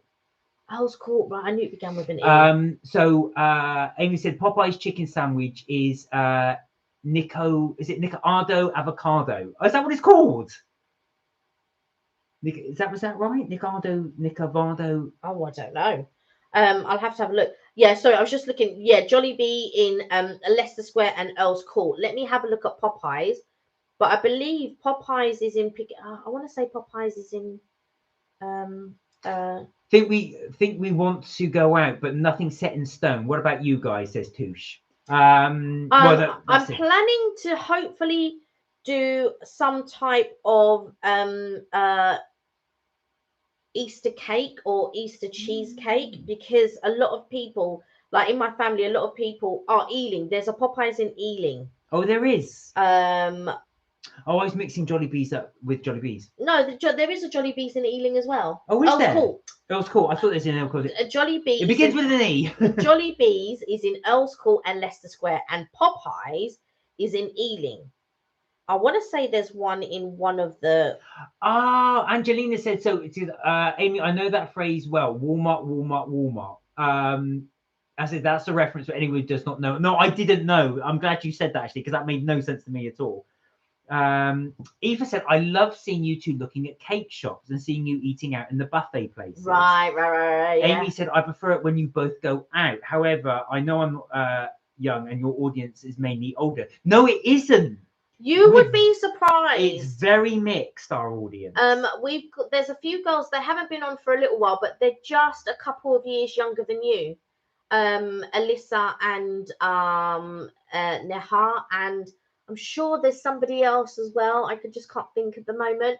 But yeah, we love going out anyway. We were out. Yeah, we were out the other day, but we did surprise. Yeah, so you'll see when we go out. But I think, I mean, there's a couple of places. I mean, I love the cake shops. I'm not gonna lie. I like going to the pastry shops and that, and trying all the different pastries. You like going to the all-you-can-eats. Yeah.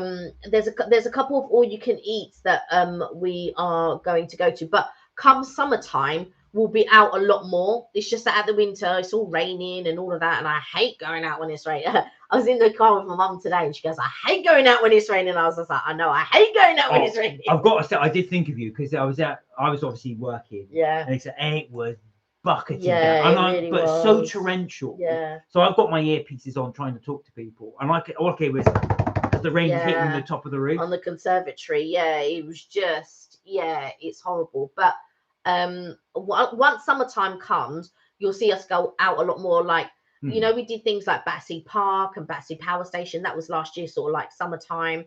Where else did we go? We went to Rochester, and there's a couple of other places. But if you do follow us on TikTok, a lot of our outdoor places that we go to, so like when I'm going to the seaside or whatever, they are on most of our TikToks. It's a bit difficult to make longer videos because I'm normally with my mum and other people, so I tend to use those ones as the TikTok ones. But when Mark and I are together, then when you see like us going around, but that will be that. Don't worry, that will more of us going out will come more in this as the weather gets better. Angelina said, yeah, Aoife, I love the cake shops and buffets too. Oh, my bad. No, you didn't do anything wrong. Don't worry, Amy. Aoife said, lots of studying online on YouTube have free movie apps, etc. Yeah, they do. Yeah.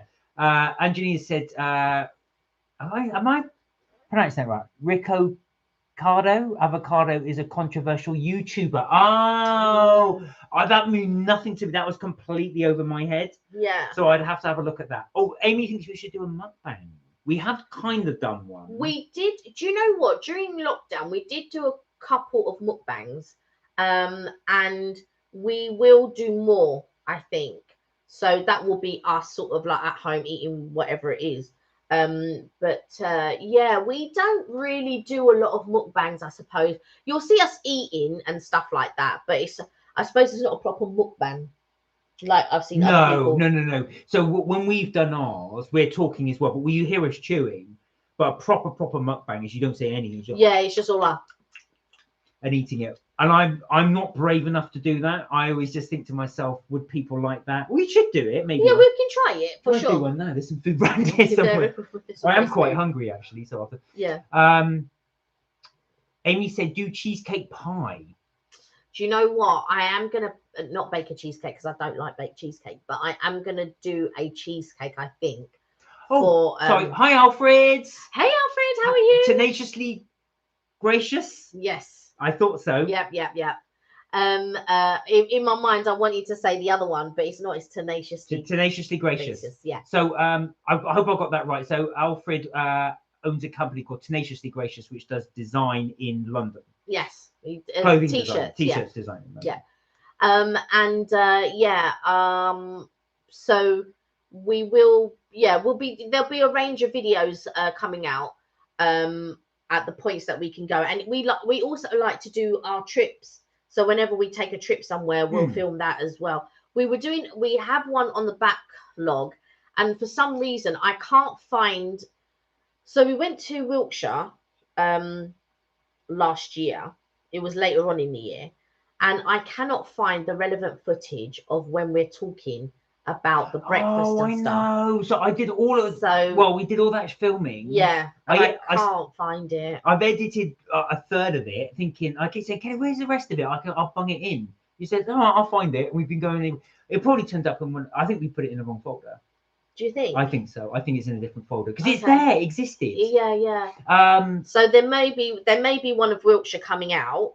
Where we were staying in Devizes.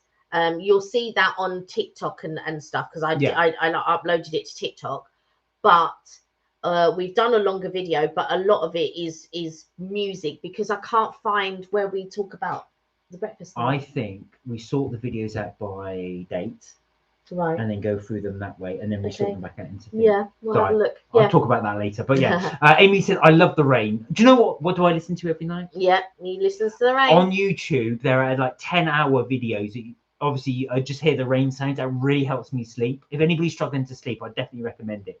Angelina said, we have the rain and thunder in the summertime here, just where I live. Do you get monsoons, Angelina? Just out of interest.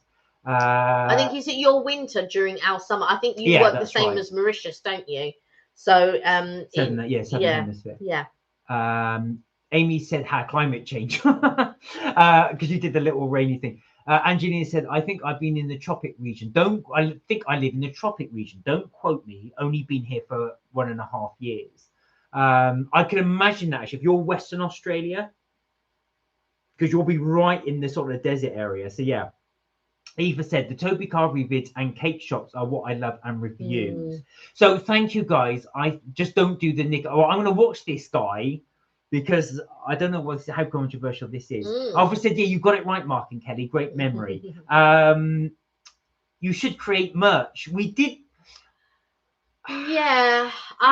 We have got some, but we never sold it. Yeah. Well, we never put it up for sale. And no. I think we wanted to give it away for free, but it's difficult because you need to collect people's addresses and stuff like that. So what we will do, once we hit 1,000 subscribers, maybe 1,500, we will start a merch shop. Mark's going to get the merch. This is quite old now, what he's going to bring out, but we had several different sort of styles. We gave some to our family and things like that. But I think we will do merch maybe when we hit 1,500, maybe, and then we'll sort of like start a little shop. Maybe first just selling things like this. So Mark's going to bring it out. Well, it's not so much to sell because we wanted to. We haven't done a Patreon or anything like that because we don't particularly want to. Yeah. I think it's more we don't like to say people having to give their money. We like to do that and give freebies really. So we did print these off because we were going to give them away. So that's a Mark. It's a bit faded now because we're using them ourselves. So that's a Mark and Kelly's trips, tips, and things either side. And then we did one just to sort of advertise Mark and Kelly's trip. There's another one I can't find. It's a black one. Yeah, there's one that was all black with the YouTube thing as well. It might be in the cupboard. And I have got a Mark and Kelly's trip is upstairs. T-shirt, a T-shirt. I won't bring it down, but yeah, we did buy that as well. So we were going to give some of these away. Like I said, when we hit 1,000 subscribers. Because I think we'd have to set something up where I've not looked into it fully, but once we hit say like 1,000 to 1,500, then I'll look into it a bit more. And and then maybe we'll sort of send these sort of things out and that. Oh, Tushar, I missed your previous comment. I did see you say that. I was trying to catch up with it. Kelly, you should make a mini egg cheesecake. Or I think you mentioned a cake before. Yeah. So I bought some mini eggs in order to make a mini egg cheesecake. Not a mini egg cheesecake, a mini egg cake, some type of Easter cake. And I don't know do you remember when we were in school? I say we, but the general we. The royal we. We used to make nests out of like shredded wheat, and then you'd put the eggs in. Did you ever make that at school? Say that again. So you'd get the shredded wheat and you'd melt it in. You'd melt chocolate, and then you'd break up shredded wheat. You'd put it in the chocolate, and then you'd make a nest. Oh no, we never did that. You never did that at school, and then you'd make a nest, and then you'd put mini eggs in there. Oh, my school wasn't that adventurous. And so that would be your Easter chocolate Rice Krispies. That's all they would do. That and peppermint creams. So we would make peppermint creams at school, and you'd make a white one, you'd make a red one, you'd make a blue one. Sometimes you'd make a green one. And again, that's the sort of thing. But I went to a Catholic school. Oh, okay. So that Catholic school, and the headmistress was always a nun. Your teachers were nuns. So yeah, and that's what we did. So Amy said Nicocado avocado. Right, okay. So I will check that. Controversial. I'll let you watch it, before I watch it. A 30-year difference. Oh, that's so cheeky, Amy D. Anyway, yeah. So that's what we did. Those are the mugs we've done. We'll do a giveaway. I think we will. Not these because they're old. But we'll get some. No, we'll get some new stuff and then print it out. We'll give some away. And they are dishwasher safe, by the way. Yeah, these have just literally come out the dishwasher. So that's why I went to get them as well. Yeah, so we do use them as well. We have given some away to family. Yeah. But then it was a case of, it's a tricky one because obviously you need people's addresses and things like that, and then you have to think about safety on the internet, and we totally understand that. So it will be a case where it may have to be that we do sell them, because I don't think you can.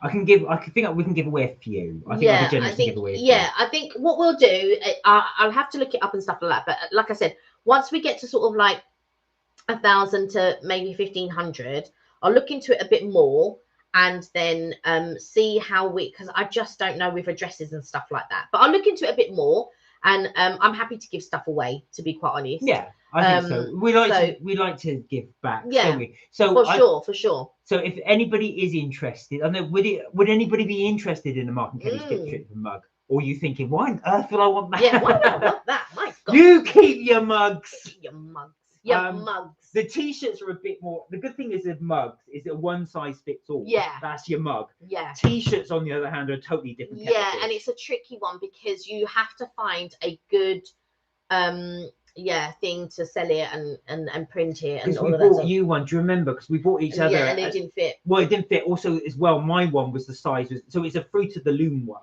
Yeah. So the size they are quite thick. So it's not something you could have in a really hot place. Yeah. It'll just sweat. Yeah, I'd have to think about it. Angela said, I like mugs. Would you want one sent to you in the outback? Well, I was going to say, we'd be happy to do that as well. I don't know how it will get there. I hope it will get there in one piece. In one piece, yeah. You're not a mug. Red Bubble, said Amy, though. Did you use Red Bubble? No, I haven't. Because I've not really researched. I've got to be honest, I've not really researched it properly. Didn't we use Snapfish? No, that was to print it, but I'm talking about to send it. Oh, okay. Yeah. Alfred said, when the time comes to set up your Mercy shop or setting up on a system to collect the data for your giveaway, if you need any help, you'll be more than happy to help. Oh, thank you. Bless you. That's really Thank you. nice of you That's to so offer. kind. Thank you. We do like to sort of share and things like that. Oh, Yeah. Alfred, just out of interest, because we did check out your website. I did read. Is what are you the model in your pictures? You don't have to answer that if you don't want to be identified. I just wondered if that was you, because I know it's there's two ladies and one guy, so I just wondered if I only saw the people. I didn't look at anyone's faces. I just saw the people wearing the t-shirts. No, from the t-shirts, there's two. There's a lady with curly hair, oh, lady with blondish hair, and there's a guy there as well. Oh, I didn't look. Oh, it is you. I'll have to have a look now. Wow, I'm very kind. You look. I was going to say you look very good. Oh, handsome, very handsome guy. Very handsome guy. That's what we say in Russian. Mom. Very, very handsome guy. So there you are. You see, you definitely pass off as model. I'll have to take free mugs. Go, Alfred. Free mug goes to Alfred. Yeah, cheers as well. No, really appreciate it, Alfred. That's very, very kind of you. I do appreciate that. And yeah, keep up the good work. So for anybody interested, want to have a look at Alfred's website, it's Tenaciously Gracious. They do merchandise. Well, they're based in London, but you'll see the merchandise there. Yeah. And he's got a blurb as well. I did read the about page as well, because you set up with another lady, I do believe, and obviously talk about how your journey is and the headquarters as well. So yeah, big up. But yeah, do check out Alfred's webpage. But yeah, so I think we'll look into that a bit more. And have a look at what we can do or what we will do once we reach a certain amount of subscribers. Yeah, exactly. I think that would be good fun as well. People do ask us a lot, actually, what we're going to do when we hit 1,000. And hopefully, and thank you to you guys, that won't be too far now. I think we were 186. We dropped down to 185. Okay, we've lost a subscriber. No. But I'm excited to reach, we're excited whenever we gain new subs and stuff like that. And I don't know. I feel like, because we've been doing it for a while, but to be fair, we started in 2017. Yeah. And we were going to be based on doing our trips and things like that. So in our early videos, and we didn't quite know what we were doing in the beginning. And I just said, you know what? I'd like to just do a few videos. I just said to you, like, let's just do a few videos. Let's see. Let's just show that, because we were going on holidays like 2 or 3 times a year. So we were going to different places.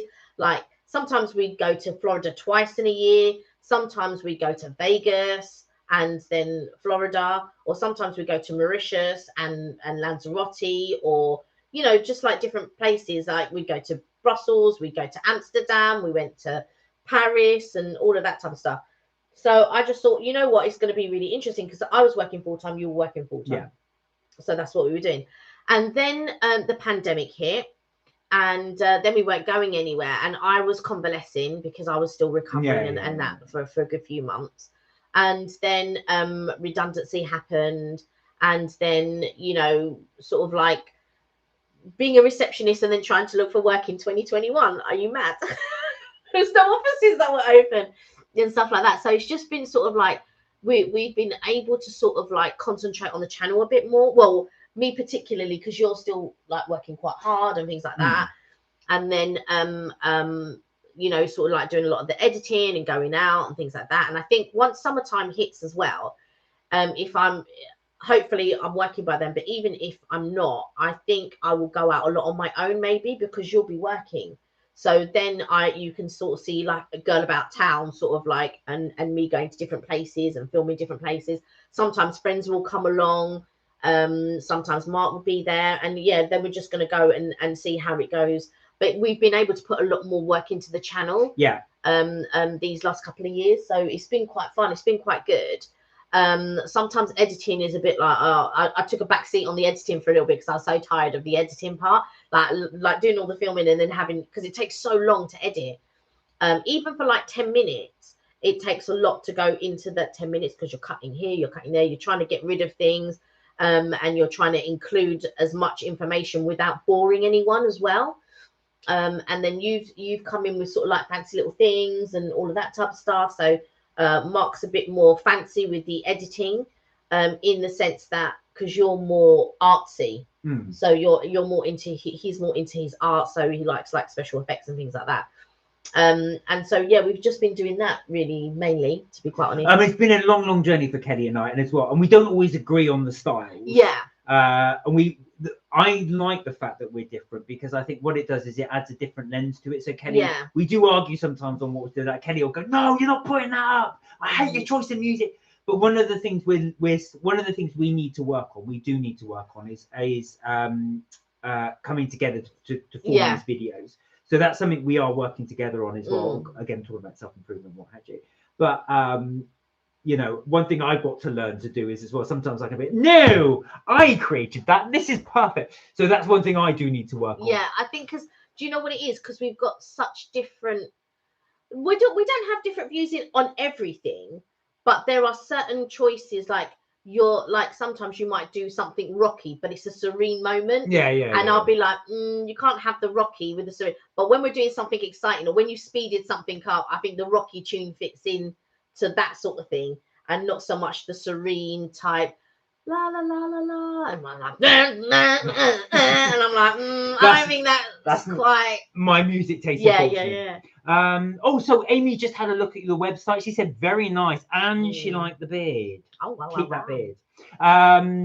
Angelina said, I found you both in your Fortnum Masons video. You two were so excited and seemed to love little things in life, so I had to subscribe. Oh, thank you so much. We do love little things. Well, we do. Yeah, we do. And do you know what? We do get excited about little things as well. So we like to sort of share those bits with you. What we'd like to do as well is when we find a little gem, we do like to share it out there and give little tips. That's it again. Hence Mark and Kelly's tips and things. Yeah. Because I didn't want to.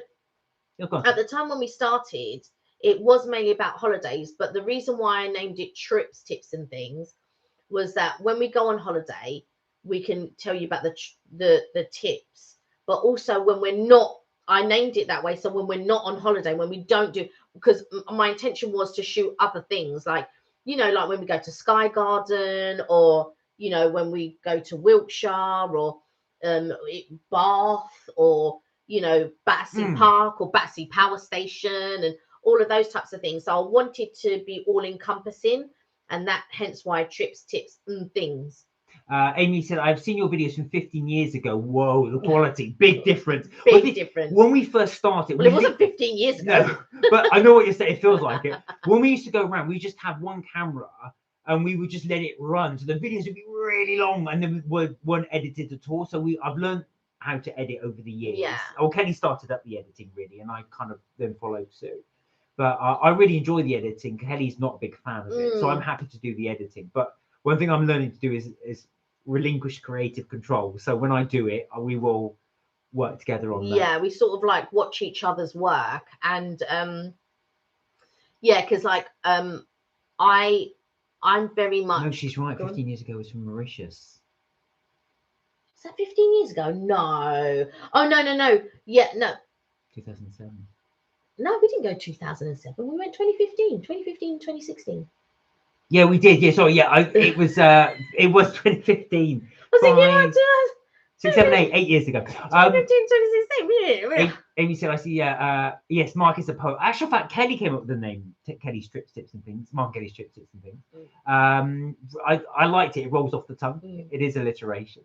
The alliteration. Yeah, exactly. Alfred said, I agree with Angelina. The first video I came across was the Neds, and the natural aura was so warm and welcoming and humble. You guys are amazing. Keep up the good work. Thank you, Alfred. I really appreciate that. It's so nice to have feedback like that. But we're happy. We love having feedback, both positive and negative. Yeah, so we know where to improve, and also we want to be able to make good content for you guys. And I think sometimes we can go along and think something, oh yeah, this and this, but actually it's not this. It might be this or that. And what I like to do is maybe impart something that maybe no one else, like when we did the Tassimo, and I said, oh, this is the bar, the what you call it, bar that the laser reads. Yeah. And nobody else knew that the barcode. So nobody else knew that the laser reads the barcode, so that the machine automatically knows. And So someone commented, "Oh, I never knew that." And so when you sort of like give out a tip like that, I really like that maybe we've imparted something that maybe somebody else hasn't. And so we sort of try to find or give little tips on how to find better good deals and all of that type of stuff.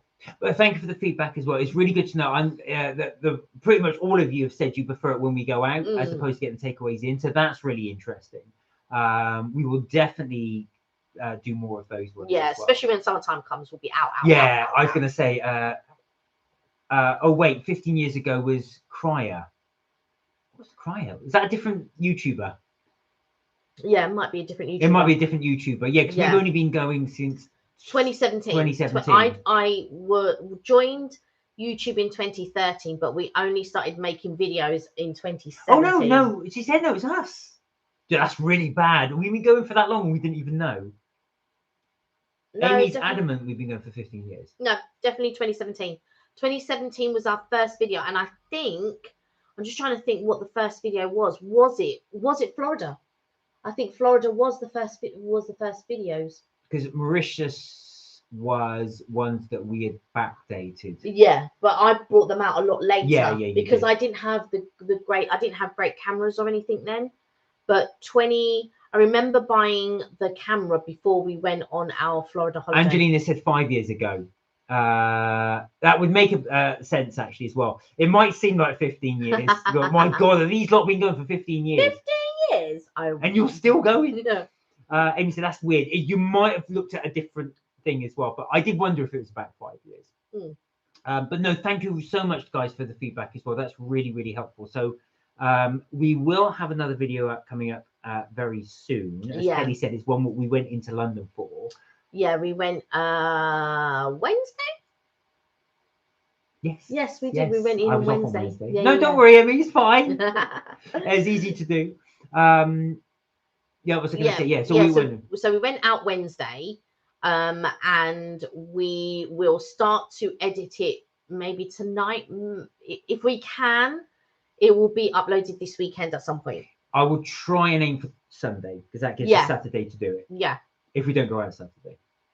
Well, we haven't planned anything yet, but we should plan. We've got this weekend, and then next weekend is Easter. Yeah, so we should do something. Definitely for Easter. Yeah. So guys, we will be doing some more. Kelly's got a whole list of stuff we will want to do as well. We won't be able to fit it in. We'll only be able to pick maybe one or two things, and that's probably what we'll do. Eva said even baking and shopping and Toby Carvery and cakes and sightseeing vids. Yeah, we do. We've done a few. So when we do our baking, well, Kelly's more of a serious baker than me. She's really good. My baking ones are pretty much on. I love the novelty cookbooks. Yeah. So all the film cookbooks. You'll see I did the Ghostbusters mac and cheese. That's actually from the official Ghostbusters cookbook. I had no idea there was a Ghostbusters cookbook until I walked to the shop. I said, "Oh my God, I'm going to buy that and make it." Yeah, he went into Forbidden Planet. Yeah. I can't remember what it was. I thought, do you know what? I love Forbidden Planet, but it's so packed. It gets so packed in there. Yeah. And then I just think, and Mark likes to spend so long in there. Don't get me wrong. I like to go in there and spend a long time too.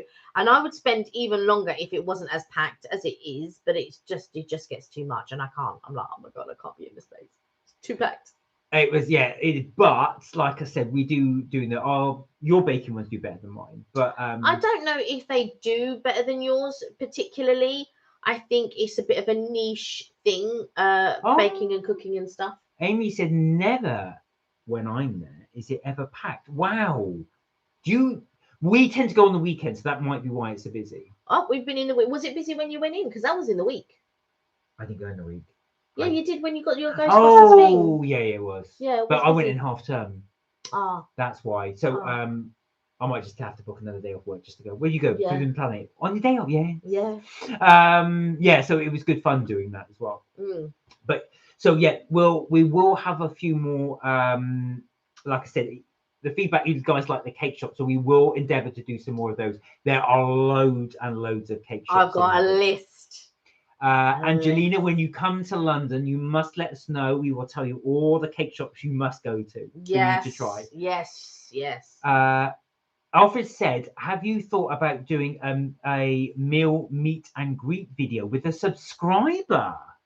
No, we hadn't thought of that idea. Probably have to talk more about it but I'll be happy to sponsor it via Tenaciously Gracious for you to treat a lucky subscriber. Oh my God, that's so kind nice.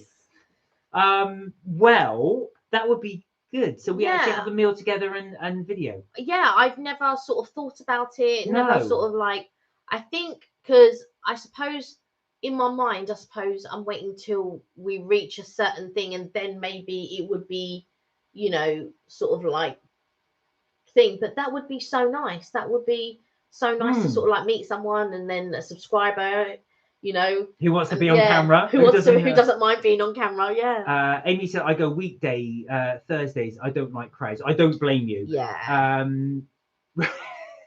You want us to interview Richard's Adventures? When you say Richard's Adventures, have you watched what one was it that we did? Rochester. Yeah, when I was in Rochester, I was with Richard. Yeah, it was. I've never met Richard yet. Actually, unfortunately, the day that Kelly went was actually during a weekday. I was working that day, so I couldn't go. But bless him. Do you know what he saved me a seat in the. I would never have gone to the cathedral. So what happened was we were down there, and I was sort of like looking in and out the shops and stuff like that, and he went and got a good place in the cathedral, and it wasn't in my mind to go to the cathedral, but he said, oh, I've saved you a place, and so I went in. And do you know what, it was so lovely because they were doing carols, and it's been so long since I've been to a place where they carol. I found, funny enough, I was doing tidying upstairs and I found the carol. Oh, did you? Yeah. And it's been, I used to be in the choir and stuff like that, so it was really nice to be able to sing, you know, sort of like carols that I haven't sung in absolute years. Another time, a friend of mine where I used to work before, she said, oh, let's go out for lunch. I want to go to a carol service. And I was like, a carol service? And anyway, we went down the road, and it was so nice again to be able to sing. But that was probably about, God, 6 or 7 years ago. We probably did that, maybe longer. So that was nice to sort of like go and sing carols, and then to go and sing carols with Richard. It was like he saved me a seat, and I was just there, and I was just like singing carols. It was just so nice. Aoife said, yeah, lovely to go around because it's very Dickensian, isn't it? Yeah. So around about that time it would have been. Aoife said, do many more reviews. We will endeavour to do that. We will endeavour. That is our plan. We want to do a review on the air fryer, but we want to cook a few more things. So I've got a little collection.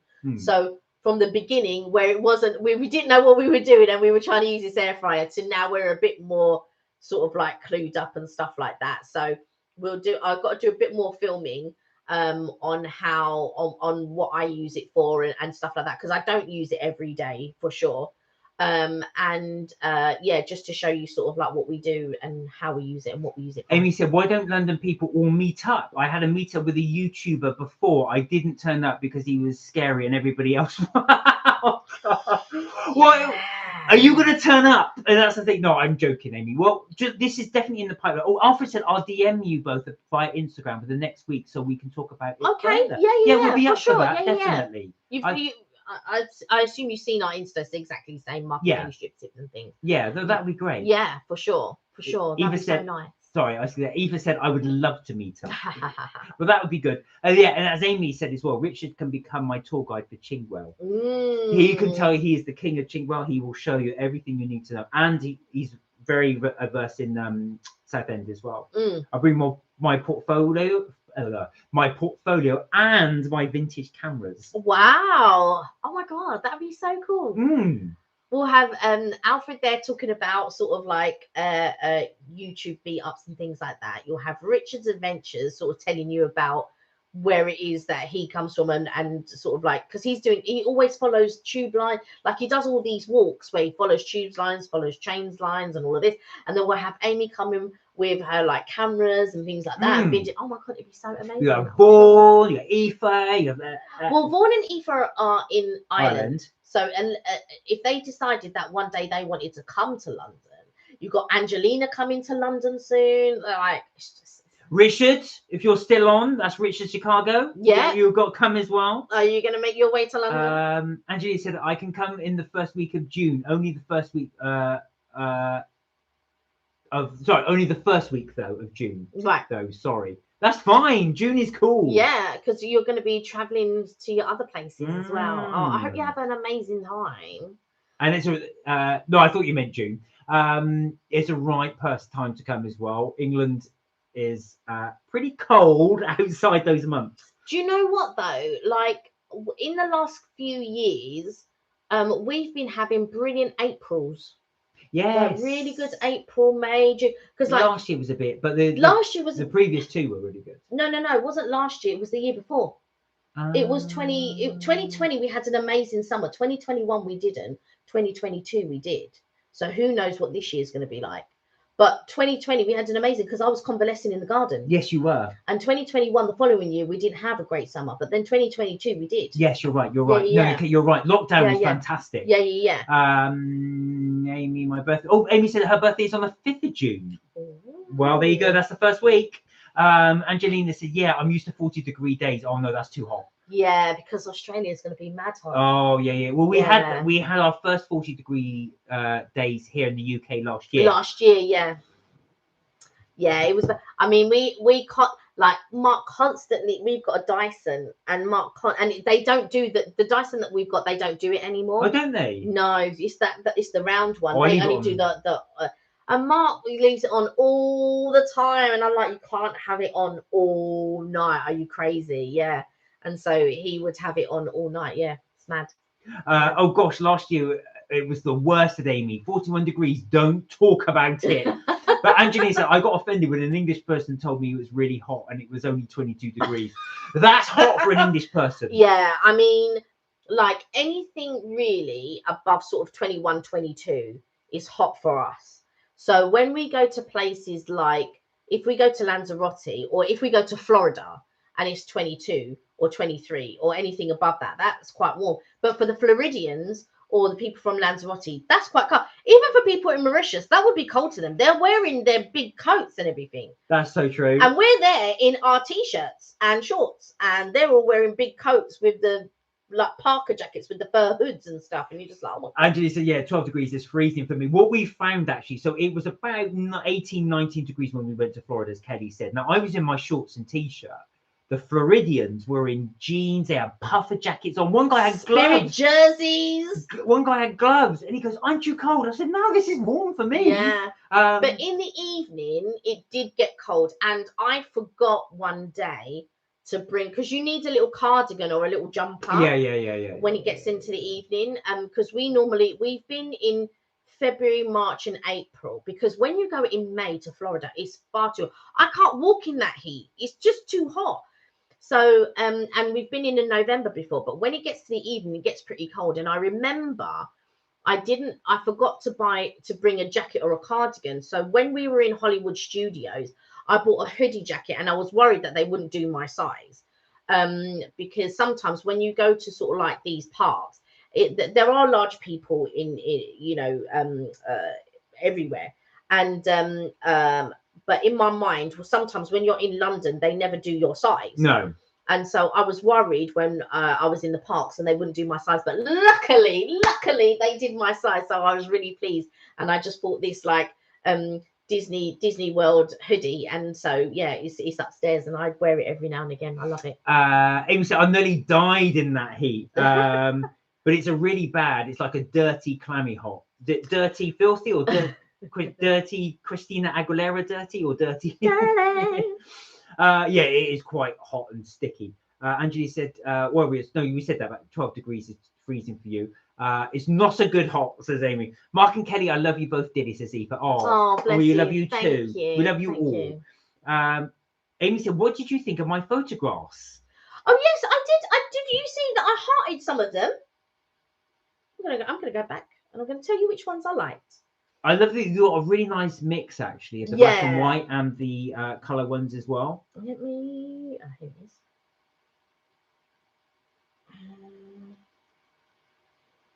Okay. So... Angela said, my partner is from New Zealand. Oh, he's Kiwi. Ah. He lived, it snowed, so he had to acclimatise to here.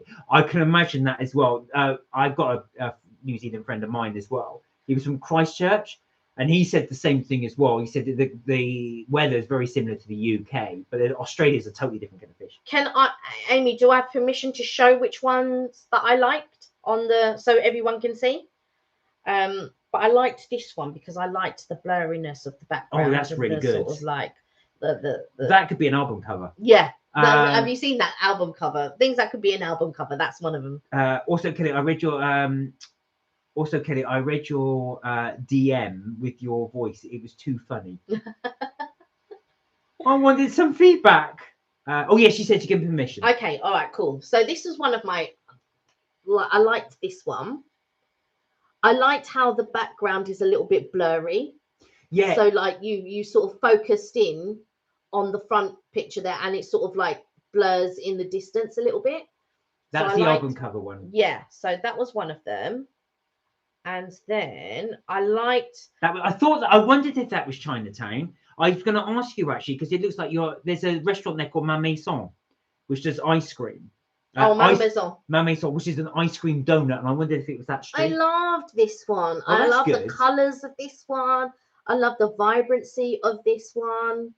So that was another one of my favourites. But what I like the vibrancy of this one. Nice photo, Amy, says Alfred. Yeah, I love that one. And then there was another one. I liked this one. Oh, that's nice. This one was I like the graininess. So on her face, you might not be able to, but there's a little bit of graininess, and I liked that. So actually, the problem we got here, there you go. It only focuses on our face. Yeah. So I'm just trying to get it to focus. So I liked, don't know if is it focusing? Sort of. Just kind of getting your face. Let me block out your face. Yeah. I liked that one, and then there was another one. I liked a couple of your black and white. That was one of my favorites. Oh, was that one of your favorites? That one because it was. I know it's a bit. All these are published on a theatre website. Oh, really? As marketing? I'm not surprised actually. Yeah, exactly. I'm not surprised. Exactly. I just love that one. That was the black and white one. The other one, which I didn't heart, but I really do like. I'm going to show you now. Was this one? Now you've got some skills. I think this really captures how life is in London. On the underground. Does that make sense? Yeah. On the underground, yeah, but it just captures life, I guess. What's great is you've got that whole tube effect on your photograph. Yeah. So it almost rounds a little bit. Yeah. You can always see it going into infinity. Yeah. So you don't know how long it's going to be. Yeah. In fact, as well. It's a really great photograph. Yeah. That was one of the other I have a better one that I did, she said. Ah. But no, that's good. No, keep them coming. We do yeah. I liked this one too. But do you know what this one reminds me a little bit of? Oxford, a little bit. Yeah. Yeah. And there's this one. I'm very protective on that one. That's really, really good. I do like that. Why are you protective on that one, may I ask? Is it something it was something you did?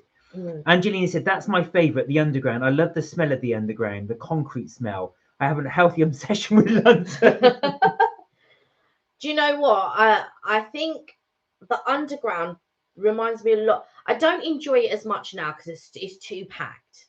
And so I don't enjoy the atmosphere of the underground anymore. But when I was younger, it's really London. It's like if you go to New York and you go on their underground. I don't know what they call it actually. The subway. Subway. So when you go on their subway, to me it's like a great depiction of New York life. And I feel the same when you use the tube. It's like London life. It's how Londoners live. You know, you get the tube, you're going from A to B and all of that type of stuff. But it's so packed now. I don't like it. I'd rather take the bus, but you still would rather the tube. No, I love that as well. What's great about London they're doing now is that they're starting to pedestrianise large parts of it. And that's really, really good. When you come, you'll see it will be different from when you were last here because there's big swathes of it now being pedestrianised. Not all of it, but certain parts. Yeah. So like when you walk the Strand, so we were walking the Strand the other day, and they've pedestrianised it. There was also a Pizza Express there that was a veggie Pizza Express, which they've now changed to a normal Pizza Express. I was just like, oh. But yeah, they've pedestrianised that part around Australia House. Yeah, they've pedestrianised all of that place, where the Australian embassy is and stuff. And yeah, and if you do venture down that way, Angelina, go to Somerset House.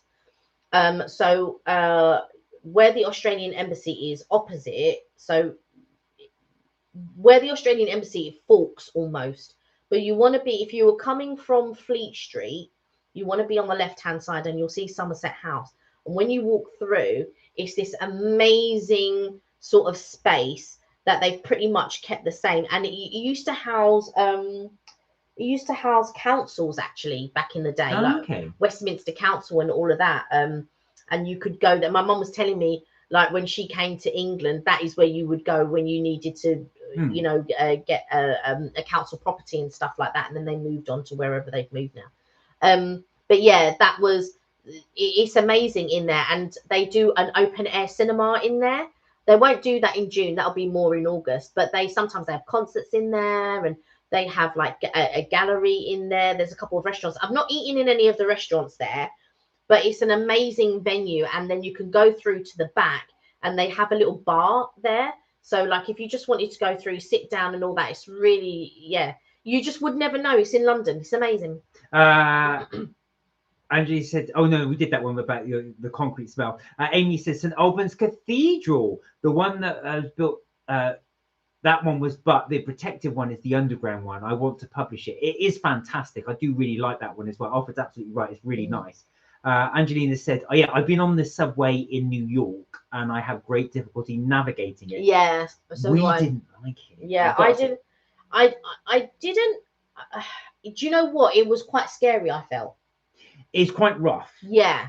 Now, we've been on the New York, we've been on London, obviously, and we've been on the Paris subway as well. The Paris subway, actually, I really, really like. It runs really effectively. And there's actually little trains with tyres, the little rubber tyres. Yeah. The only bit is, sorry, I was going to say, which freaked me out, was the doors open before the train stops. This thing flies in and the doors open. I think, we don't even stopped. Yeah. The only thing I didn't like about the Parisian subways is... I'm just going to do the curtains. I'll be back. Is if you if you have a disability, so like if you're wheelchairs and all that, it's not wheelchair friendly or anything. And there's no lifts or anything. I've got bad knees anyway, so whenever I can use a lift I will, or travelator or escalator, but I can manage the stairs. It's not like a really big deal. It will just be each time I'm going down the steps my knees will hurt. But other than that, going up the stairs not too bad. Coming down them is more of a problem. But if anybody had a disability, like in a wheelchair or anything, forget it. You won't be able to use the subway in Paris because there is nothing there. No, it's not designed for any person with disabilities. It's about 100 stairs. There's about 100 stairs to go up and down. It's crazy. I said, yeah. Where's the lift? I don't think there is one. No, nothing for that. That's the only thing. There's a real difference because when you go to Florida, so when you go to Disney, the things that they put in place for people with disabilities, for strollers, for wheelchair users, and I'll be all back. of that. I'm putting the heating on just for a bit. Yeah, it's a little bit chilly, but it's amazing what they do. And even in our buses, so in the London buses, I don't know about the UK, but in London, when the bus comes to a halt at the curb, it actually lowers. So the air goes out of the tires a little bit, and the actual bus lowers, and then a ramp is pulled out, and you can get in and out. And even on our train system, as long as you let them know beforehand, there's somebody always waiting with a ramp to put on the train so that the person can get in and out of the train. So the system that we have is quite amazing, I feel. But yeah, when I went to Paris, there was nothing like that there. No, but it's not designed that way as well. In general, like to get in shops and stuff, there's nothing for people in wheelchairs. It's baffling to me because I only think of these things because you have a friend who is in a wheelchair and stuff like that, and I sort of am very interested in people with disabilities and things like that, you know, equality, diversity, and inclusion, and that sort of thing. So my eyes are always open and aware of certain things, and I think, wow, they haven't even catered for this or that. But you were saying that in the UK they have to cater in the shops and stuff. It's the law now. So basically, they changed the law. Not every shop complies to this, but you are supposed to make your shop wheelchair accessible. That's what you're supposed to do. And any establishment that has eating or drinking should have a toilet. Yeah, and also as well, the whole guide dog thing as well. Yeah. There was I'm not going to say where, but near where I used to work, there was a restaurant there that wouldn't allow a guide dog in, and that is actually that's wild to me. That's wild. illegal. Amy said, I hope nobody uses those images. I will find them. I will track them down. No, she didn't say that. You sounded like Liam Neeson then. That's why I asked permission first before I showed them. Aoife said, I have just sent you a photo. Oh, just sent us a photograph. Oh, okay. All right, we shall check out yours. This is another one. Ah. Can we show this one? Are we allowed? Let us know and I will show it. Oh, the tension. No. no, you cannot. No, we always like to ask, because obviously, with respect to you guys as well, if you do send us something, we will always seek permission at first. Yeah.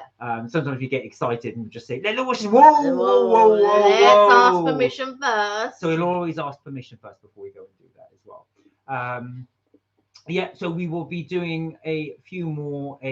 So I'm so glad you guys did say that, actually. So we will be looking to do a lot more getting out there videos now, especially now the weather is warming up. Well, I've got to say, I didn't realise we've been going on for 2 hours and 20 minutes. We have. So I think it might be time to say goodbye to everybody. And we will bang on 9. Is it 9 o'clock? Well, it's 9 o'clock now. Well, for poor old Angelina, it's God knows what time. Angelina, I'm so sorry. But yeah, we'll be back on. I'm going to double check to see that we'll be back on Tuesday. Sleep well. Good night, Angelina. Thank you so much for staying on so late, because I know it's 4 a.m. where you are. Oh my life. We will be back on Tuesday. And yeah, Tuesday. You have got anything on? No. So yeah, Tuesday, the 4th. Tuesday the 4th, we will be there as well. We will keep you posted about the following Friday, because the following Friday is Good Friday. Yes. So we will. I'll consult with Kelly, but we will let you know. But we will be back on Tuesday, 6 p.m. UK time, as we normally do as well. We promise we will be earlier. I beg your pardon. That was my fault. Yeah. We were late there, so that's my fault. And Starbucks' fault. But yeah, we might. I tell you what, we might do one on Thursday. If we can't do one on Friday, so we might do that. So we will let you know on Tuesday. Yeah, we'll let you know on Tuesday what our plans are exactly. Oh, and you got permission to show it. We'll show that quickly before we go, in case anyone's waiting before they sign off. Guys, while Kelly's signing that, thank you so much for joining us on the live, and thank you so much for the feedback. Look what Madame has made herself for dinner. Yeah, there we go. Absolutely, yes. So, everybody, do look after yourselves, stay safe, and remember, you're never too old to have fun. We will see you hopefully on Tuesday. Until then, we will say bye. Bye for now.